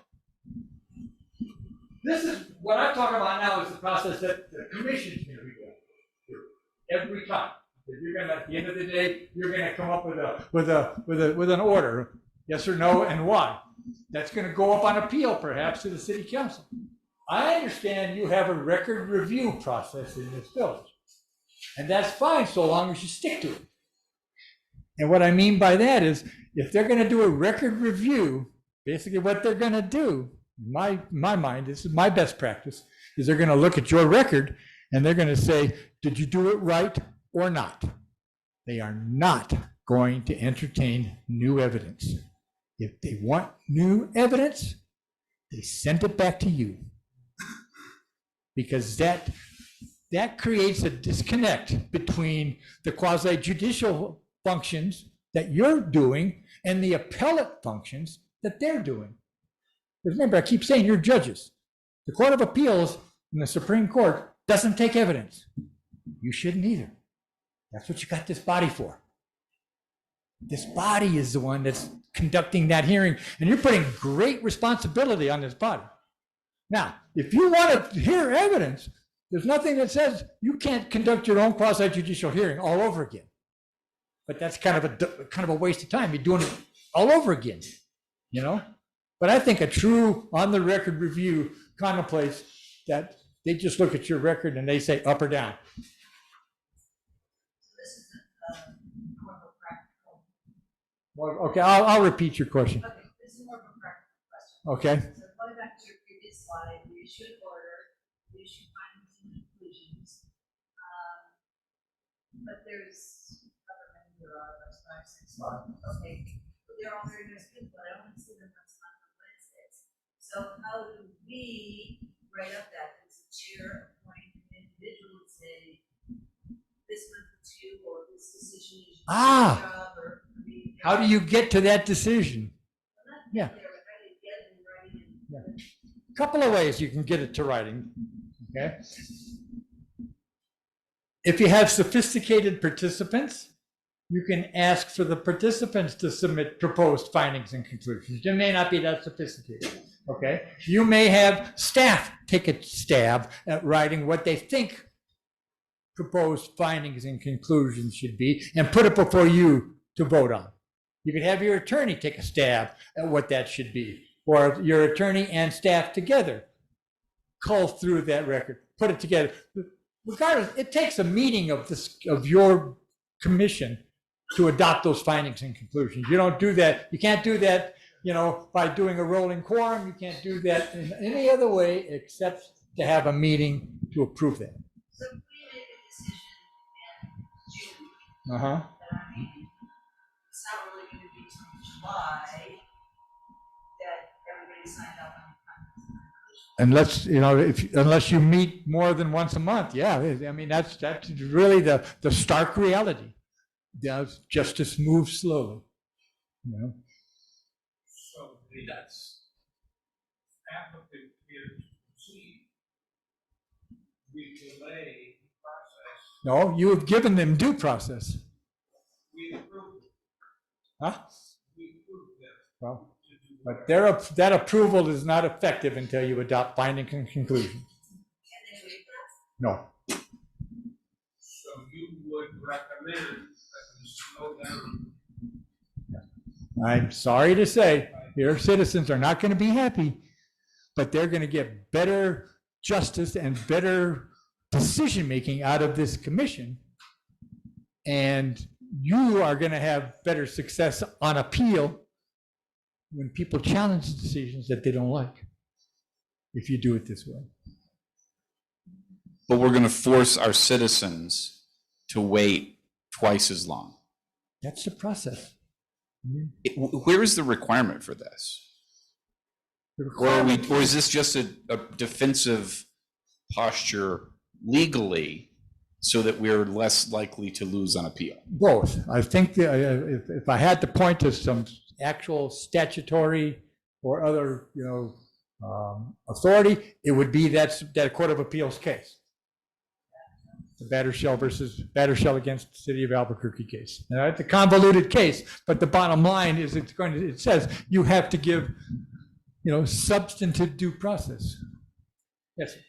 Is it a recording of the proceedings? Could that be used as a written, once translated into writing? That's part of the proceedings. That's not, that doesn't reflect your decision-making. But it includes a decision and a vote by. Doesn't reflect your decision-making processes, what you relied upon to make that decision. Separate apart from the.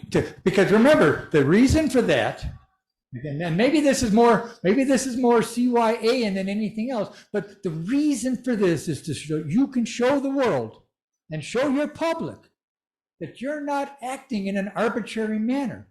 You're acting in a manner that's based upon the evidence. That's what you're doing. And so even though this slows down the process, it assures them that they're getting a fair process and a just process. But every month in the packet that we get as village councilors, it has the proceedings of the Planning and Zoning Commission in detail and their decision, the reasons for the decision. Yeah. That's not sufficient. I don't think minutes are sufficient. Myself. I mean, I know that's a practice you've been doing. I personally don't think it's sufficient. I think, but you've got your minutes. Your minutes are very detailed. It doesn't take much to convert those minutes to findings and conclusions. It doesn't take that much to say, because those minutes are based upon what's in the record. All you do is you take that and you put it into a different format and you file that as part of your decision. So let me ask this question then. If you get the written order written up, could the Planning and Zoning Commission come in, hold a short meeting to approve those written orders? Or does it have to be a public meeting with the full? Well, it's got to be a public meeting. Well, I mean, you could certainly call special meetings from time to time to take care of this business. So they wouldn't have to be limited just to the 1 month. They could come back in a week after the written orders. You meet every 3 days if you wanted to do this. So they're just not limited to 30 days. They could come in anytime they want after the written order and they order it. Or you have to call a public meeting, right, because this is a public decision of this body. But they don't have to take testimony or anything like that. No, once this testimony is closed, you close the testimony. Now we're just talking about you putting together the documents, the legal documents that are going to allow them to proceed legally. Who has to sign this written order? Can the chair do it by himself? I mean, if the council or if the planning and zoning says, yes, this is the written order, can the chair then? I think that's up to you. I think, you can certainly have the chair sign that if that's who signs your documents normally? Is it the entire? So it'd be like the mayor, signing any proclamation or resolution. I don't have a problem having the chair sign that document as long as it's been voted on by the commission. Yeah, well, we wouldn't have to have a meeting. But you still have to have a meeting. You still have to have a meeting to vote on it.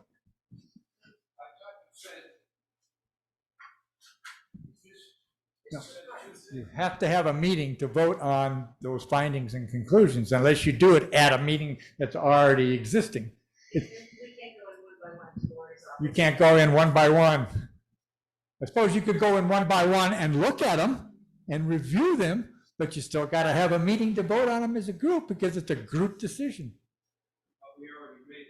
No, you didn't. You said yes.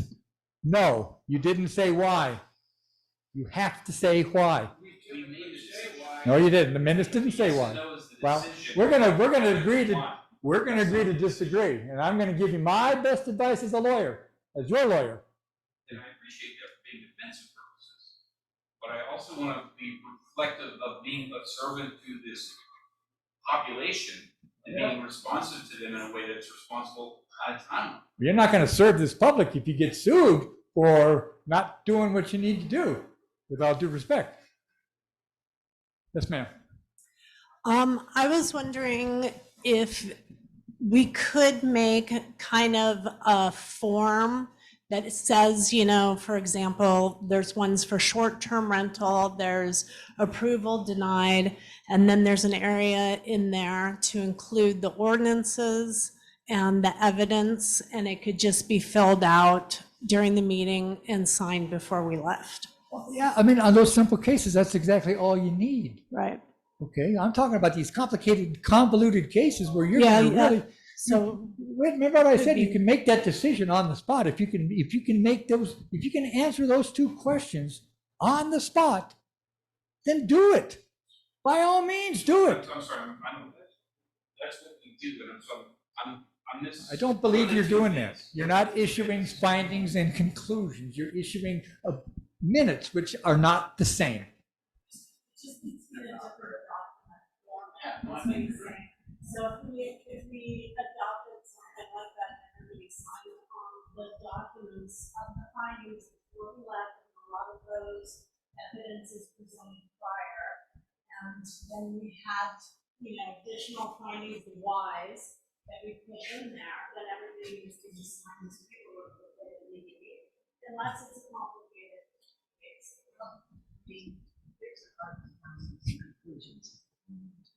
Yes, ma'am. So the village council, when they do appeal hearings, at the end of our appeal hearing, the mayor directs our council, Randy Audio, to create a findings of the procedures, and that is then approved at the next regular council meeting. So I think that's what you're talking about. Exactly what you should be doing at Yeah, the so it's zoning commission. Yeah, so Exactly. we already do it for appeal hearings. It just You needs. should do it for your So what regular- you're saying is just needs to be done. Everyone. Yeah. Yeah, yes, ma'am.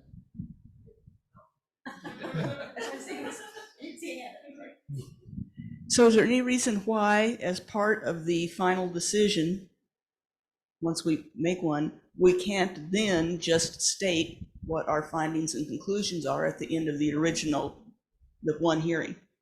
Absolutely. If So you- it's just a little extra step after. If you can agree that night on what justifies your yes or no vote, then absolutely do it that night. Can we do it after or before we vote on the motion? But Either.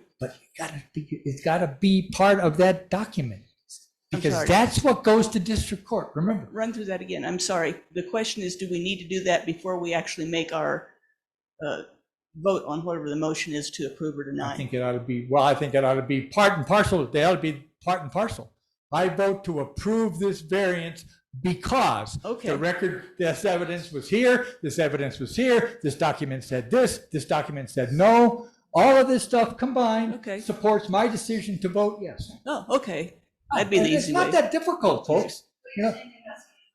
Yes, absolutely has to be in writing. Because that's what goes, because that's what goes to district court. District court's got to have something to look at on an appeal from your decision.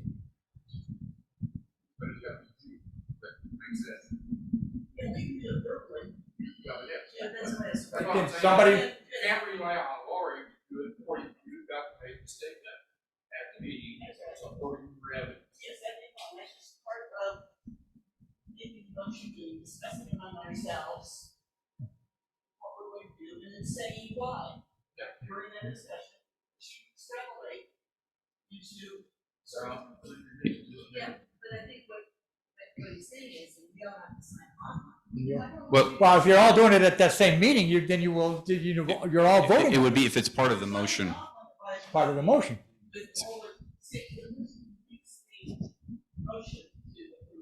So if you say, I make a motion to approve the variance because the record said this, and this evidence was in the record, and this evidence was in the record, and this evidence was in the record, and all of those things taken together support my decision to vote or to make a motion to approve this variance, and I, okay, then it passes, she puts it into a writing document, and it's done. Okay, so that's, if we can approve it verbally without having to approve what she's written down. It doesn't take effect. The public cannot rely upon that and cannot act upon that until it's in writing. It's got to be in writing before that guy can go and pull a permit. Yep. Yep. So may not be realistic, but literally, we'll write it up overnight. Yeah. And then we don't have to see it. You know, if she writes what you said in a motion, but does it in this, and then maybe we're talking the same thing, but I think a better format. I think this is a better format that's going to is going to protect you better. Yeah. So You can do either one.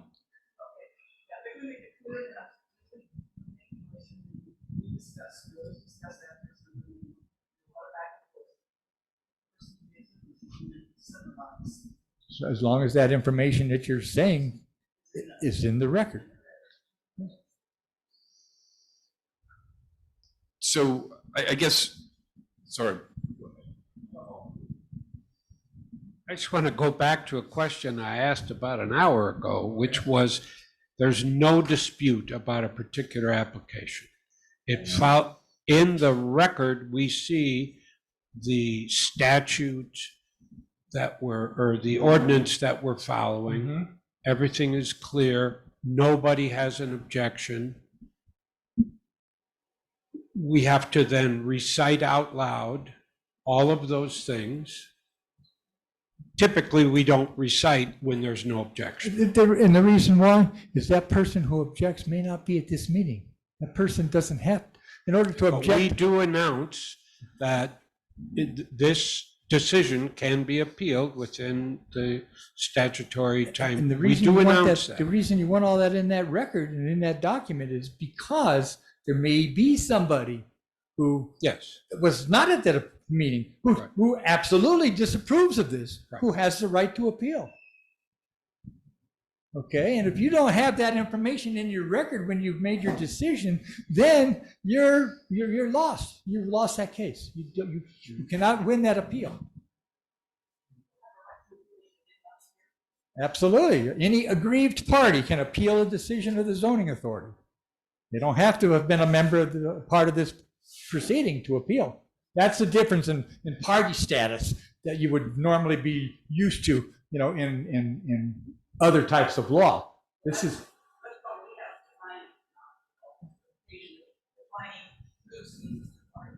See, this party designation is really more for the purposes of trying to determine who should be cross-examined or not. It has nothing to do with your right to appeal that decision. It's the way the law works, the way the law reads, any aggrieved party, any aggrieved person. Okay, that could mean anybody in the village who feels aggrieved could file an appeal. So just, I'm trying to work through a process that doesn't slow down the process, but gets us to where you want, where we're most secure in our litigation, in potential litigation. And what I'm hearing you say is that it's not a decision when we vote on it. But, so what I'm trying to figure out. It can be. It can be depending on how we vote on it. But well, if it can be, so if we wanted to do a deeper clarification of the decision with additional evidence, we could come back the next meeting and have that. Absolutely. Let me answer your question this way. It's not a decision until it's in writing. It's not a decision until it's in writing. But what is it, then what constitutes a writing? An order, a letter of denial, and supporting documentation in the record. Can we add additional supporting documentation in the record the next meeting if we wanted to vote on additional rationale for our decision, but then still allow the person to start construction on their house? Because it's not a decision until it's in writing. Well, it would be, you have a decision in writing. You may not have it as in detailed writing as your advisor. Decision, in my opinion, in my legal opinion, your decision requires two pieces. It requires the findings and conclusions and the yes or no. Okay, and if you don't have both, you don't have a decision that I think they should be able to rely upon. I think I'm a very conservative guy when it comes to that. You guys may want to, throw the dice and risk more. I'm not willing to risk it on your behalf, but my role is to keep you safe, you know, and give you the best process possible, you know, so that, you know, these people can be, so that these people can be, feel secure that the decision you make are going to stick. Yes, ma'am. So we did talk about including a form that had the yes, no, the why, the findings, conclusion. Lori is actually sending these letter to the parties with that information on it. Would it be acceptable as part of our process that that goes to our chair to sign off on before it goes to the parties? Because it's citing ordinances, it's citing the reasons why on that paperwork that's going out to them. So could he just sign it before it's sent, or do we all need to sign it? Would that be acceptable? Well, let me answer your question with a question. Have you, as a commission, agreed on those underlying facts that give rise to your yes or no? You voted on those. That's part of her motion or your motion. Okay, if you voted on those, okay, if you voted on those and Lori puts that into writing, you can certainly delegate that signing authority to the chair. When that gets put into writing and the chair signs it, then it can go out. Next question. What if there's disagreement among the commission? Even though, although it's not provided for, I don't think there's anything wrong with having a place for minority opinions, but it's certainly going to be the will of the majority that wins.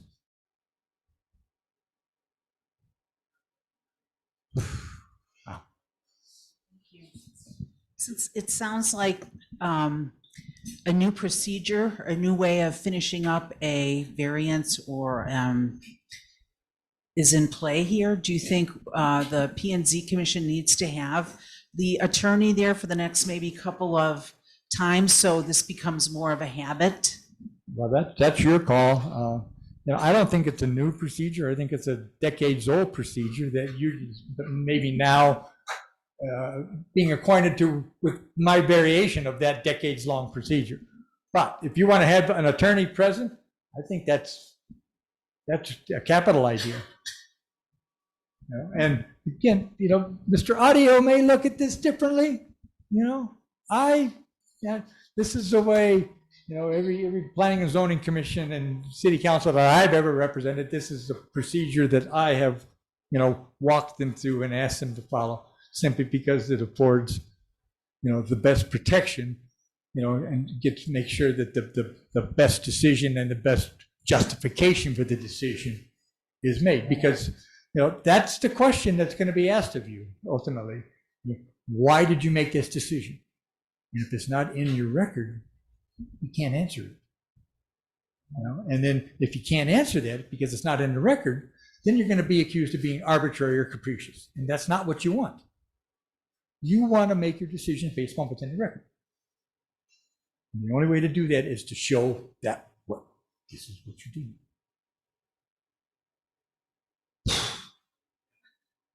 I didn't think I was going to get beat up by my own client tonight.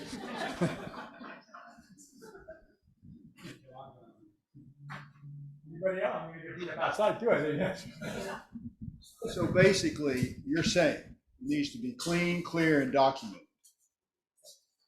As a lawyer, I would love you if that was what it was all the time. Absolutely. Yes, because, and I hear that all the time from Randy Audio.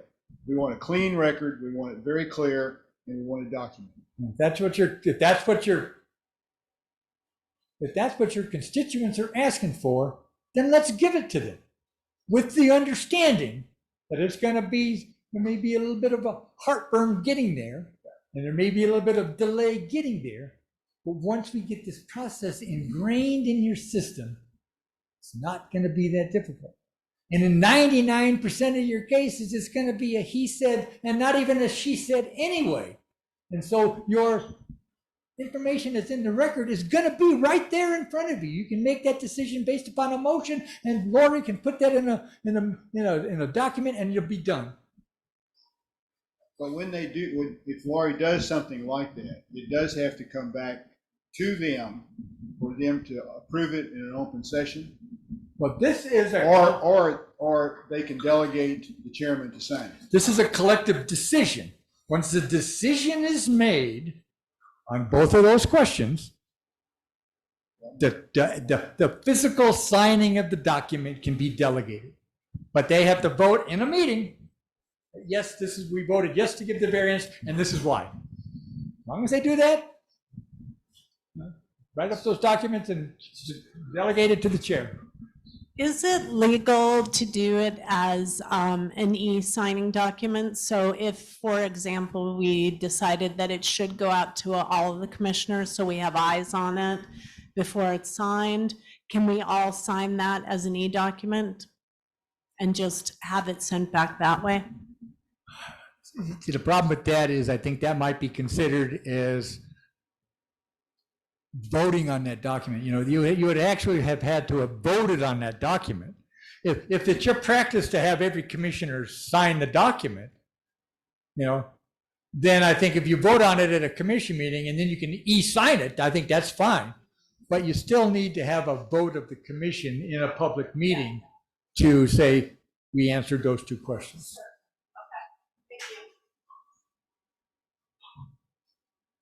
Any more? I'm here all night. All right, well, I hope I didn't cause more problems than I was invited to cause. Thank you for your time. I'm certainly answer any questions you have. I'm sure I'm going to be hearing from Randy in the morning.